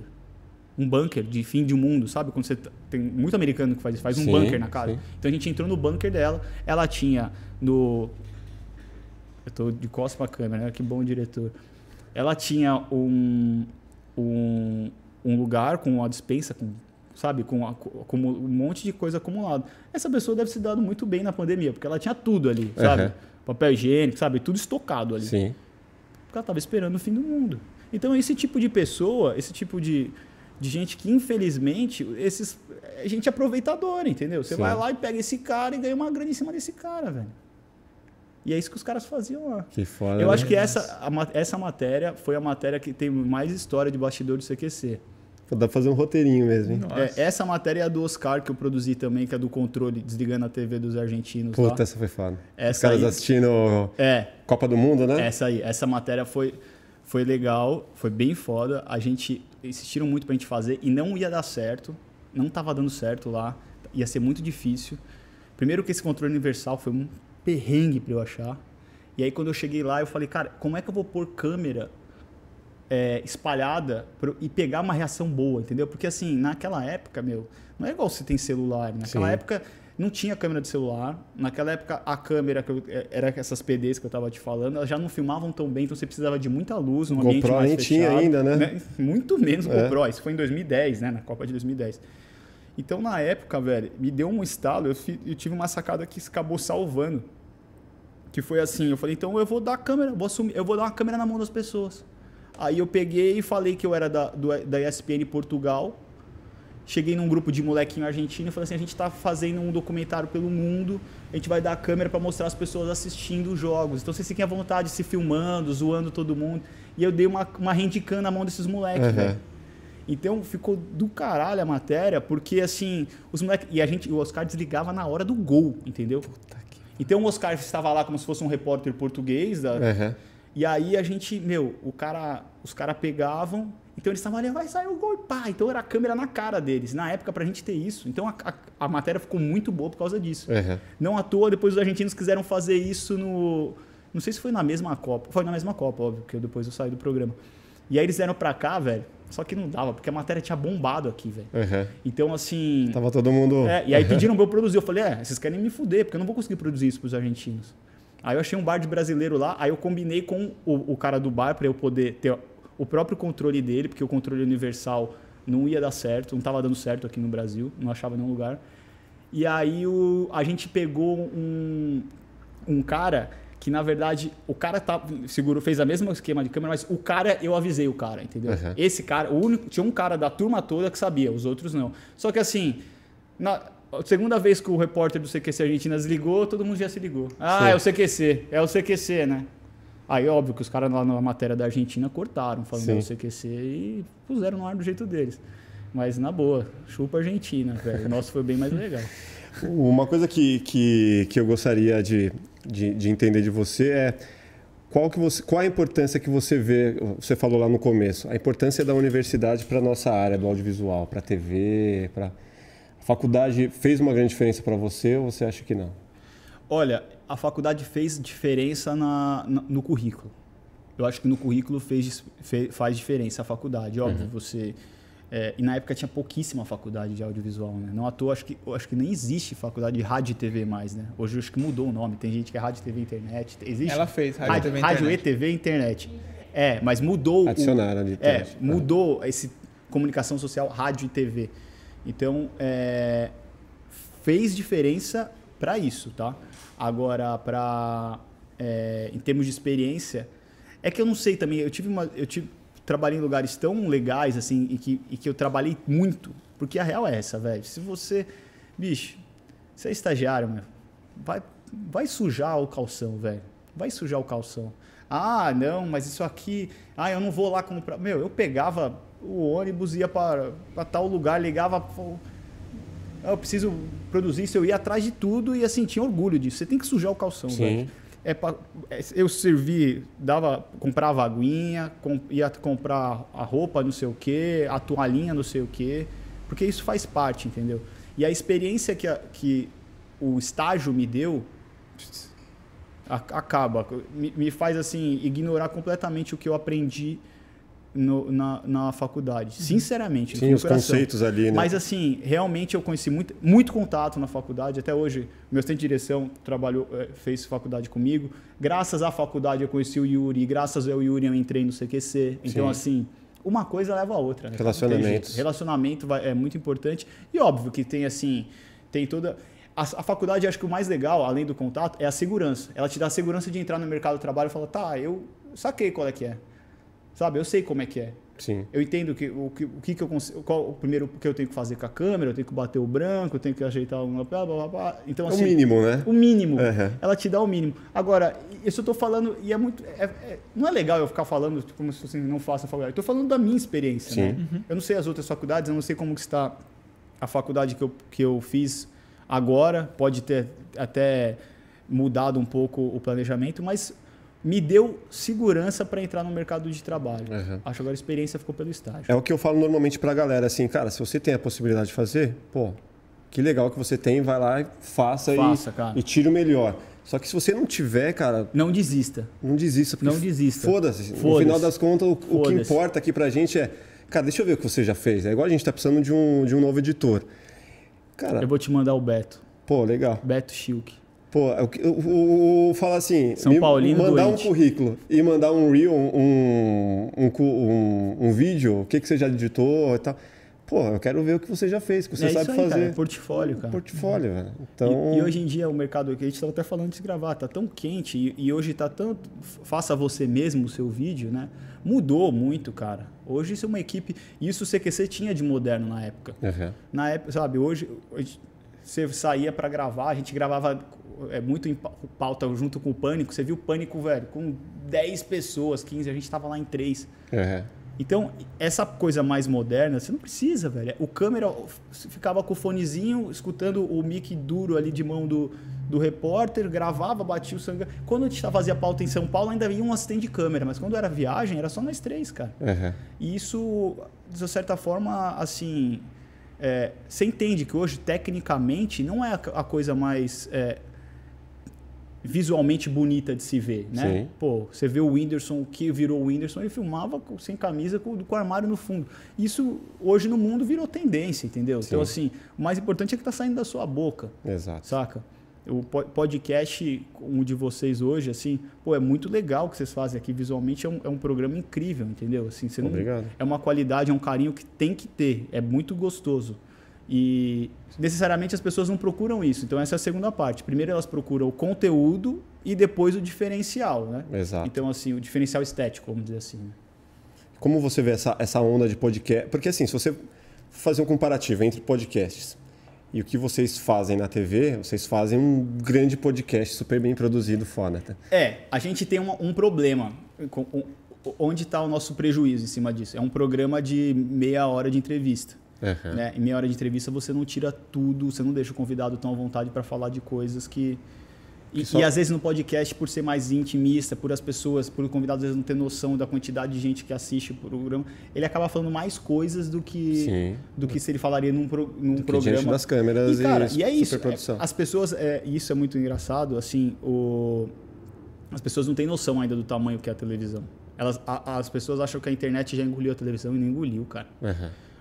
Um ponto de audiência são 700 mil casas. Eu não estou falando de pessoas assistindo. Então, assim, é uma média. Então, você fala, pô, sei lá, o The Noite hoje deu só 4 pontos. Pô, é gente pra caralho. Uhum. Entendeu? Então, só que isso é uma coisa interessante, porque quando você fala, talvez isso é estratégia de marketing até do próprio Ibope que deveria mudar. Nos Estados Unidos não é assim. Nos Estados Unidos as pessoas falam o bruto, né, a quantidade de gente. Você fala 4 pontos e fala, o The Noite dá 5 pontos. O Casimiro deu 100 mil pessoas de média assistindo.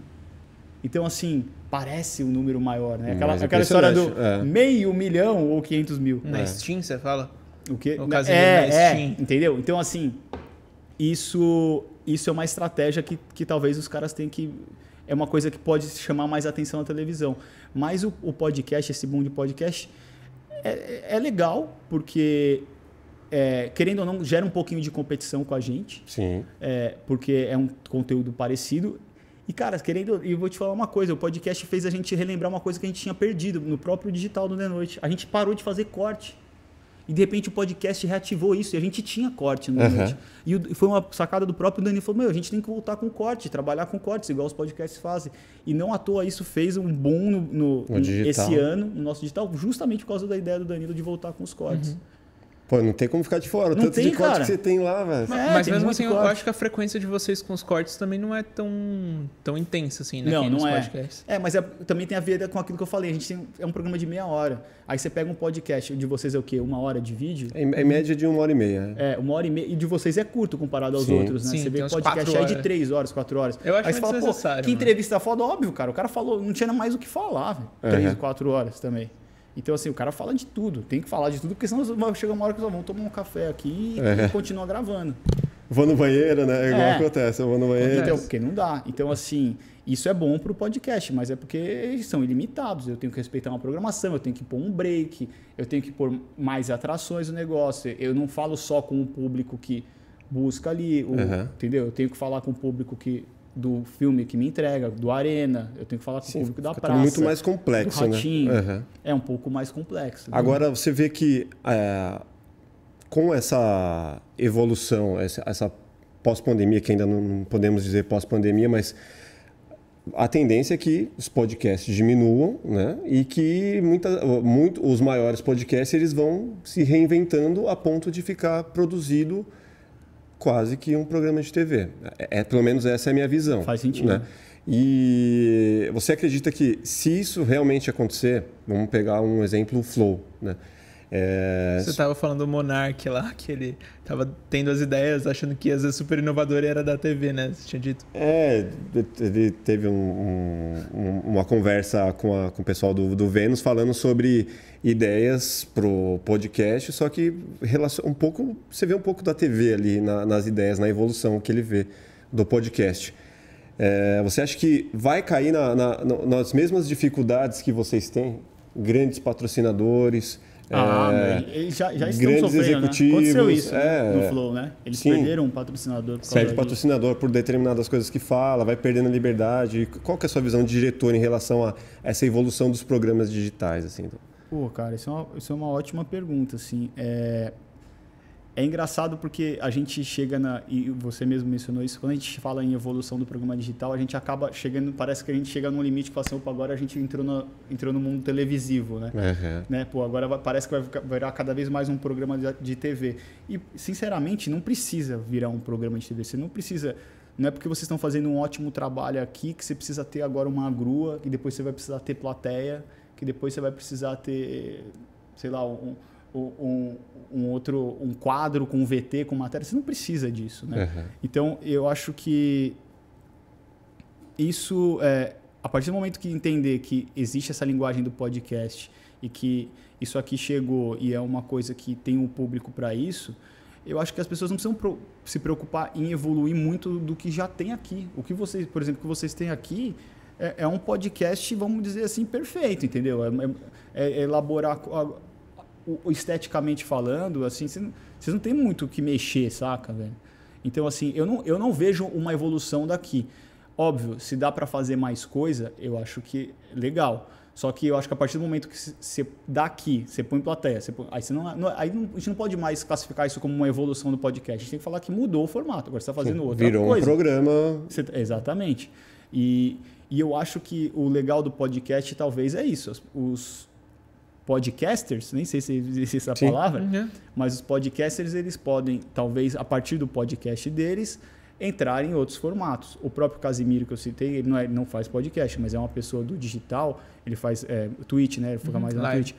E o Casimiro é um excelente modelo que eu acho que, assim, sinceramente, deveria ser mais aproveitado. Ele é um cara que poderia estar no... Pô, eu acharia do caralho ver ele no SBT com um programa falando com um público, um outro público. Não é assim, isso é muito pequeno para você. Não é isso. É um público que às vezes não conhece ele e nunca vai conhecer ele, porque aquilo ali é uma coisa mais específica, entendeu?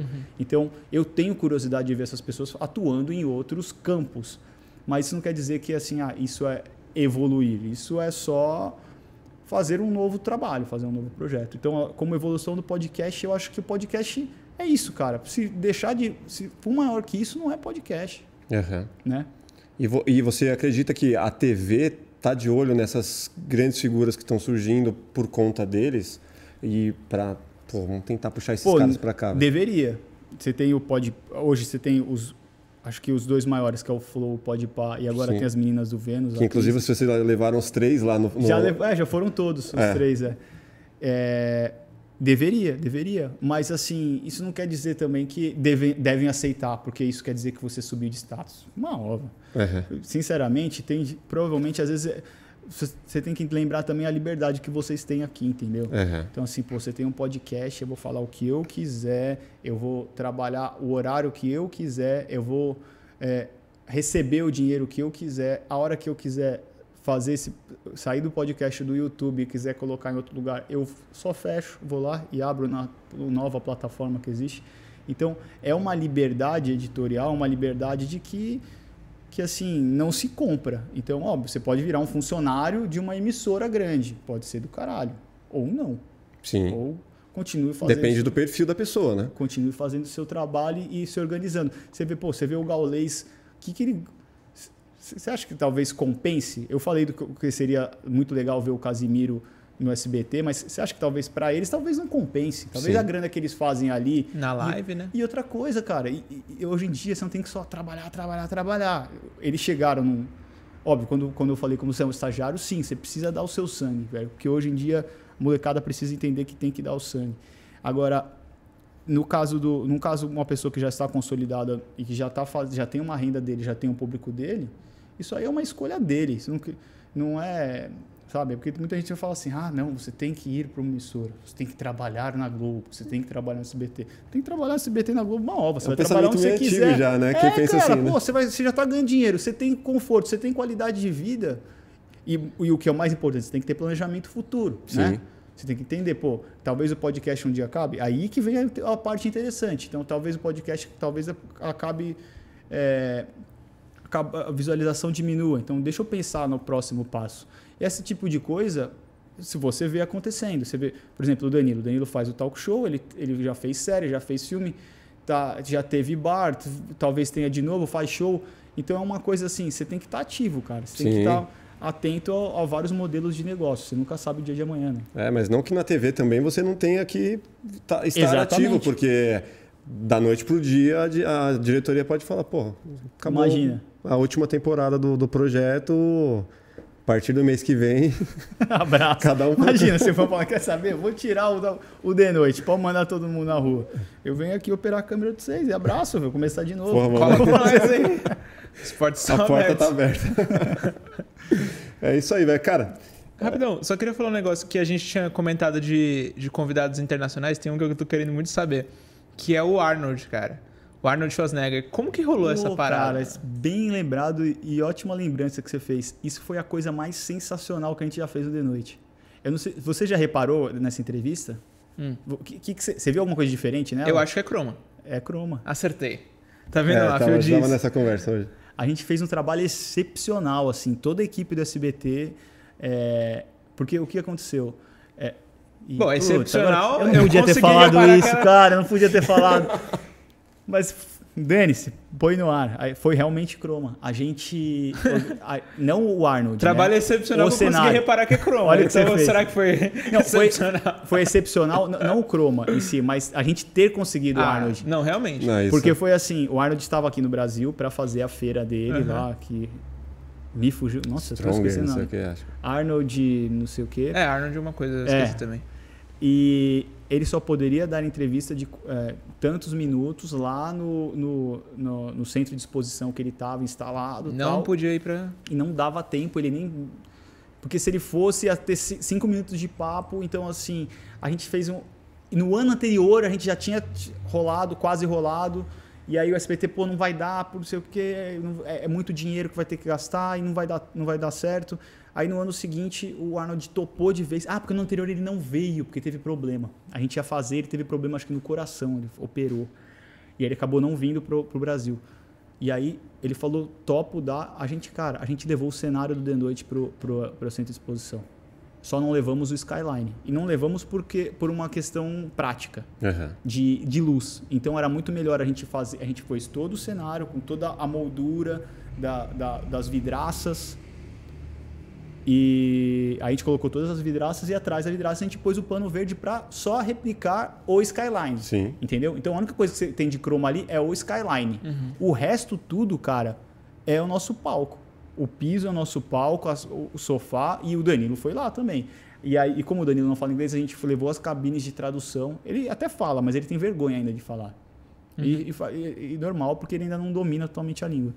Então a gente levou toda a cabine e organizamos. Super produção. Cara, foi uma mega produção. E a gente, a hora que a gente foi passar isso para o SBT ficou assim, não vai dar certo. Eu tive que, financeiramente falando, eu tive que cortar uma diária de produção nossa do The Noite, gravar um dia menos da semana para poder ter isso no meu centro de custo, entendeu? Senão eu não ia dar conta. Mas, pô, é o Arnold, imagina. Não, é o Arnold, imagina cara. O Arnold com o Danilo, tipo, o que isso ia trazer pro programa? Foi sensacional, porque, mais uma vez, foi uma coisa que a gente, que eu até falei antes, a gente quis fazer perguntas, a gente não quis ficar falando de Exterminador do Futuro com o cara. E o Danilo, e é um cara que o Danilo tem interesse. O Danilo já assistiu documentários da vida dele de moleque na Áustria, e toda a história dele. Então, o Danilo dominava aquela pauta. Sim. E o Arnold até ele pirou. Elogia, é verdade. O Arnold elogiou porque ele pirou. Ele falou de assuntos, da minha infância, não sei o quê, de coisas que ele tá... De quando ele tava no exército. E assim, é massa. E não tirando o mérito das pessoas que vêm nas mesmas perguntas, porque é óbvio, você como...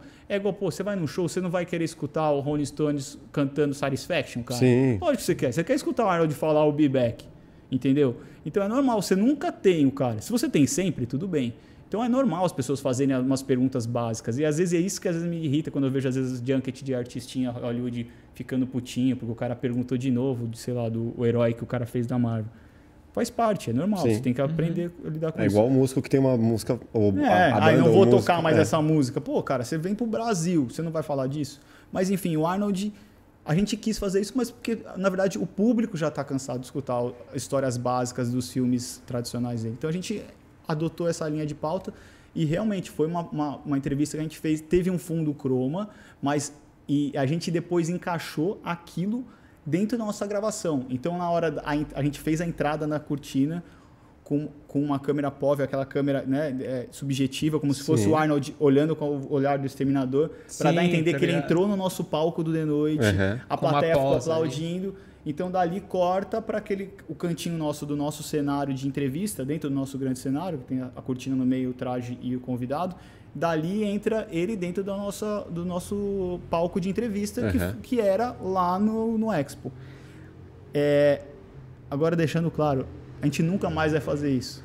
Então, tô falando porque a gente combinou que eu nunca ia falar isso para ninguém, porque às vezes vai vir outro artista e vai falar, pô, agora faz isso com todo mundo. Agora dá para fazer. Porque assim...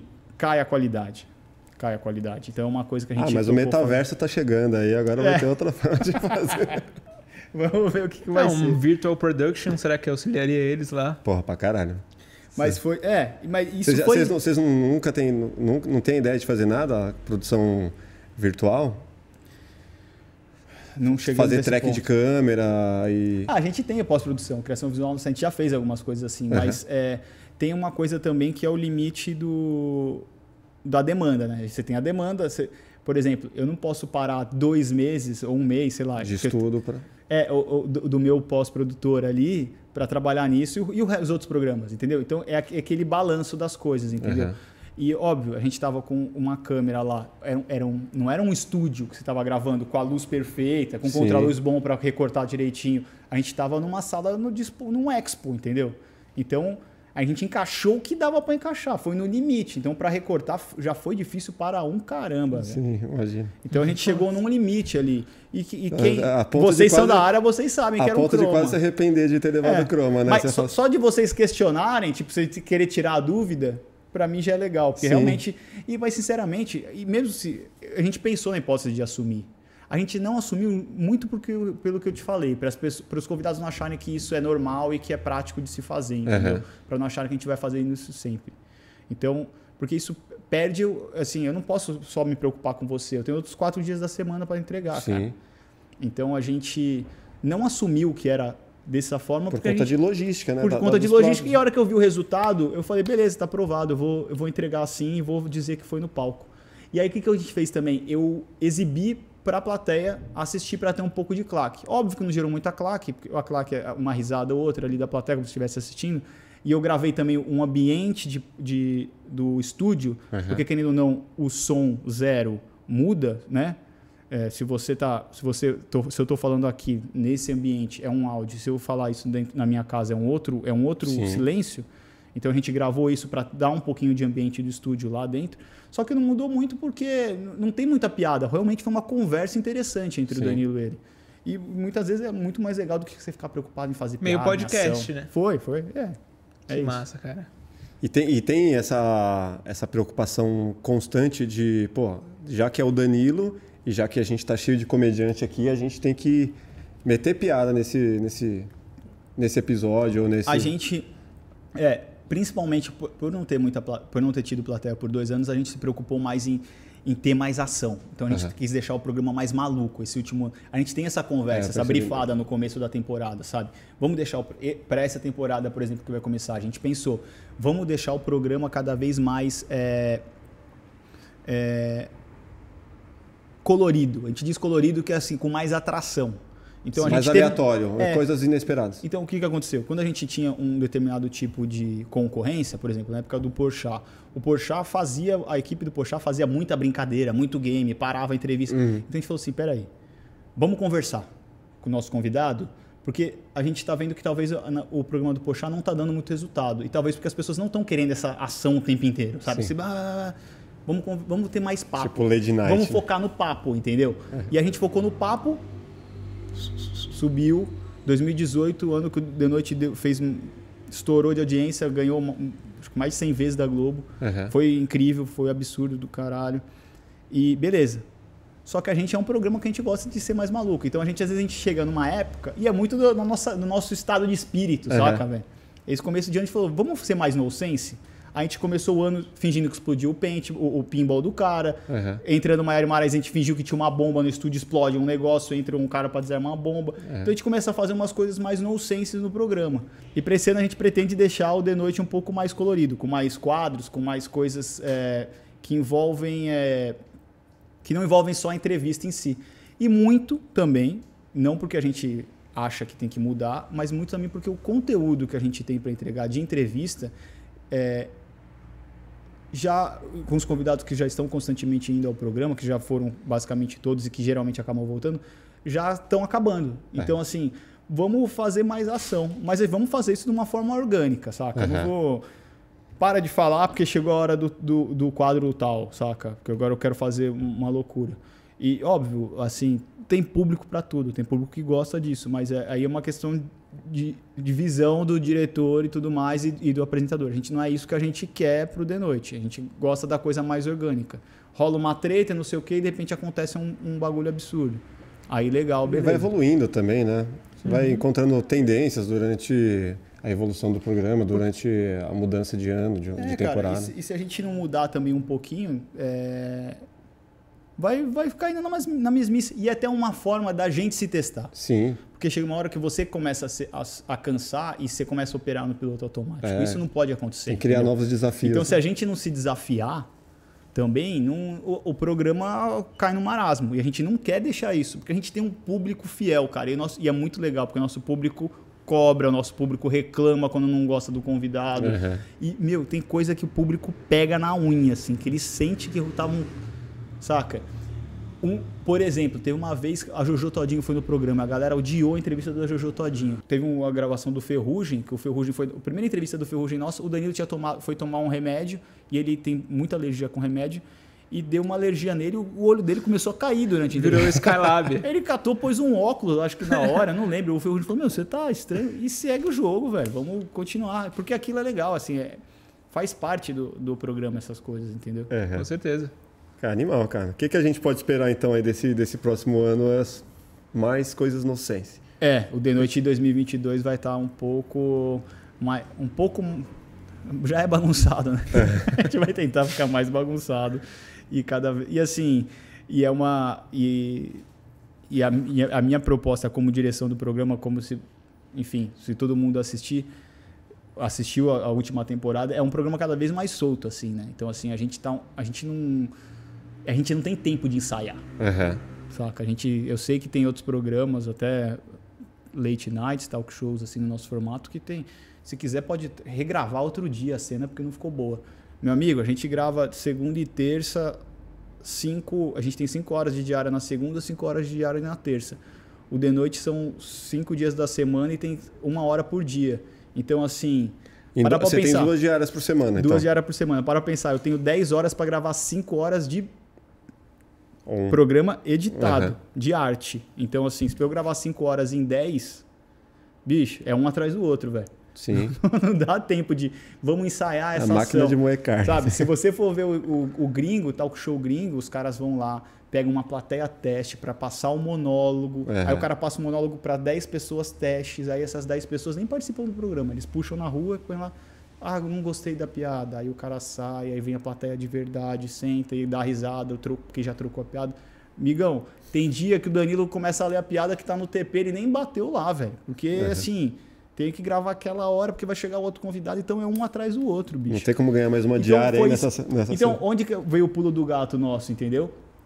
Foi deixar o programa solto. Fazer um programa que realmente parece ao vivo. Assim, que pode dar errado. E se der errado, muitas vezes é mais legal ainda.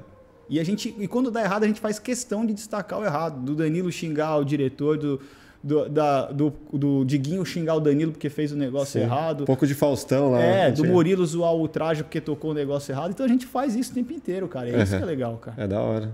Fica mais despojado, mais... como que eu posso dizer para as pessoas? Mais convincente. Exato. É menos fica mais real, né? Que é uma coisa que se difere muito lá dos Estados Unidos, né? Nos Estados Unidos... E isso é uma coisa que muita gente pergunta pra gente também, sabe? Dos gringos. Ah, como é que é lá? Ah, vocês são o Jimmy Fallon. Na época que o Danilo começou a estourar, o The Noite começou a estourar, é o Jimmy Fallon brasileiro. O Jimmy Fallon é um escambau. Isso é uma coisa que eu e o Danilo, a gente não gosta do Jimmy Fallon. Ah, é? Eu acho o Jimmy Fallon chato pra caramba. Porque assim... Não tem um pouco de inspiração do Danilo nele? Cara, eu acho que só fisicamente, porque talvez seja um cara magrelinho, meio branquelo, com cabelinhas, com topetinho e tal. Mas o Jimmy Fallon nunca foi... Particularmente, se pegar uma referência nossa, é o Conan O'Brien. Lá, o Danilo, o Alex Baldin, que foi um dos co-criadores do The Noite, que começou lá na Band, e hoje, infelizmente, não está mais com a gente e tudo mais, mas o Alex, o Danilo e eu sempre gostamos do Conan O'Brien. Sempre foi... A gente muito mais... Por que tem muito disso? O Conan O'Brien tem aquilo de zoar a piada ruim que ele fez. Tem o nonsense, às vezes, que acontece, que ele entrava lá, o robô dele que falava, o cachorro dele do insulto, que ia fazer entrevista, sabe? Era uma coisa mais idiota. E a gente fala isso, o nosso talk show é um anti-talk show. Porque a gente não é o Jô Soares. A gente não é o apresentador que todo mundo respeita. Nossa, cara culto, inteligente, que sabe de tudo.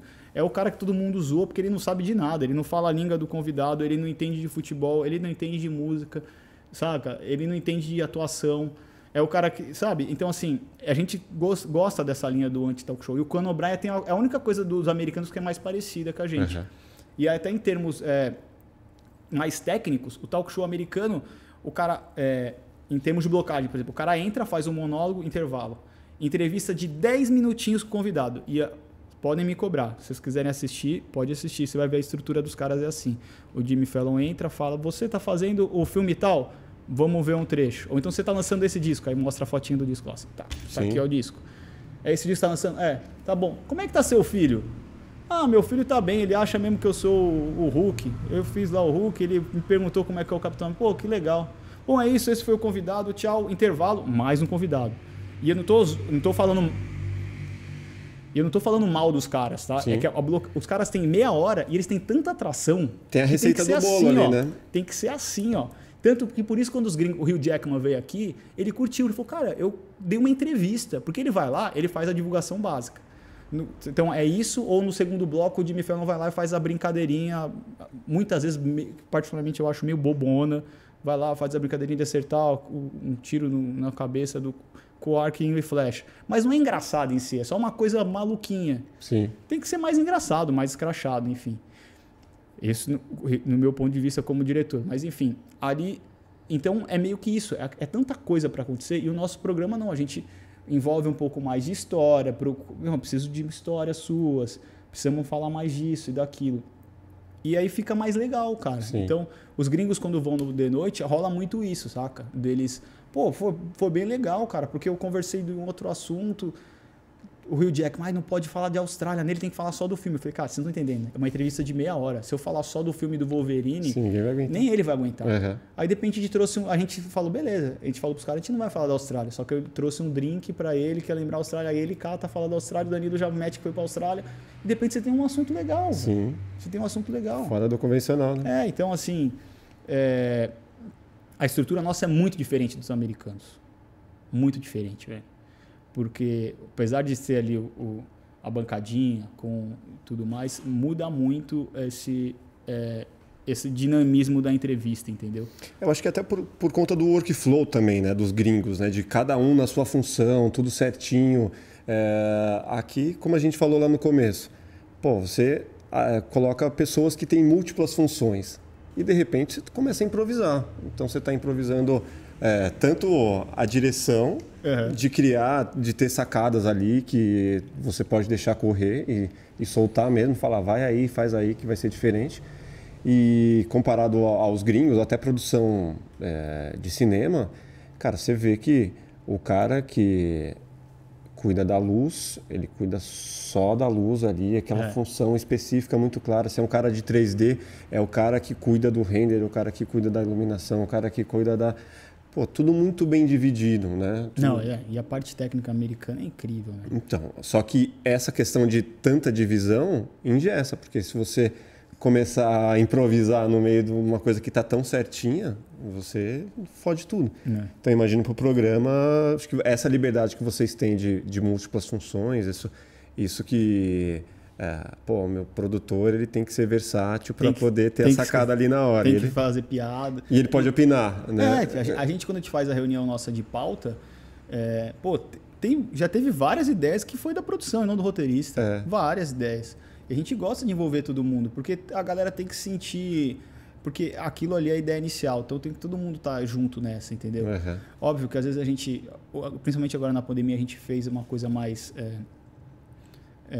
estruturada, um pouco mais fechada para poder ter... Então, assim, eu faço uma reunião 11 horas da manhã com a equipe de roteiro, sai a equipe de roteiro, eu e o chefe de roteiro e o assistente de direção, a gente se encontra às 3 da tarde com a equipe de produção, passa tudo que a gente pensou junto, mas, assim, a produção está sempre tem a liberdade total de dar novas ideias, de melhorar as ideias, de sugerir, alterar a ideia, porque que é o que você falou, a gente tem que fazer de tudo um pouco, velho, senão a casa cai. Animal. Pode ver? Pedir música? Vamos pedir música. Cara, aqui a gente tem um negócio que é assim, a gente tem uma playlist. Tá. Todos os convidados que sentam aí nessa cadeira, a gente pede uma música que marcou a vida deles. A gente acredita muito na força da música, né? É verdade, mas é verdade. E, querendo ou não, a gente quer marcar um pouco desse momento, né? Que você está aqui, é o momento dos convidados, trazendo. Exato. Uma música. Uma música que marcou a sua história e é legal quando o convidado ele pega a música e ele conta o porquê que essa música marcou. Que cena que essa música te traz. Olha só. E aí a gente pega essa música e coloca na playlist para que todos possam se nossa inspirar com playlist ela. no Spotify, que tem a música de todos os convidados. Né, assim. Cara, eu vou te falar então, eu vou pro lado pessoal então. E uma música que eu citei aqui no meio da conversa, nem sei se vai entrar ou não, mas e nem na verdade falei da música em si, mas citei ela como exemplo. Mas Rolling Stones faz parte da minha vida, porque o meu pai é uma pessoa que é apaixonado por música e é apaixonado pelo Rolling Stones. E isso ele passou para mim, para minha irmã, e a minha irmã passou para o meu sobrinho também. Meu sobrinho com 1 ano e pouquinho cantava Satisfaction, que é a música que eu vou escolher aqui. E depois era o sonho do meu pai levar a gente para um show do Rolling Stones. A gente foi para a praia de Copacabana com ele, veio aquele baita show. E aí quando eu morei nos Estados Unidos eu fiz questão de ir sozinho para lá. E aí quando teve uma outra fase pessoal muito importante na minha família, que foi a gravidez da minha irmã, com a chegada do meu sobrinho, eu e minha irmã fomos assistir o show do Rolling Stones no Morumbi. Então eu fui 3 vezes nos shows dele, uma vez com meus pais, outra vez sozinho, outra vez com a minha irmã. Então, Rolling Stones faz parte da minha infância até hoje, sabe? Animal. Que massa, cara. E casei com uma mulher que também curte muito Rolling Stones. Então, assim, eu acho que Rolling Stones tem um pouco a ver com a gente. E, óbvio, que a primeira música que vem quando você fala de Rolling Stones é Satisfaction. Então, vou escolher Satisfaction pra você pôr aí. Então. Que massa, Ótima escolha. Boa escolha. Cara, você não quer deixar suas redes sociais aí pra galera? Falar Redes sociais, João_Mesquita. Eu acho que basicamente no Twitter, no Instagram, mas, cara, eu vou te falar que ultimamente eu não tô muito ativo. Eu tô mais ativo no Twitter ultimamente, no meu Instagram é mais reservadinho, assim, mas podem me seguir lá. Eu tento... agora vai voltar a temporada, eu sempre tento pôr, às vezes, uma foto ou outra principalmente dos convidados internacionais lá nas redes.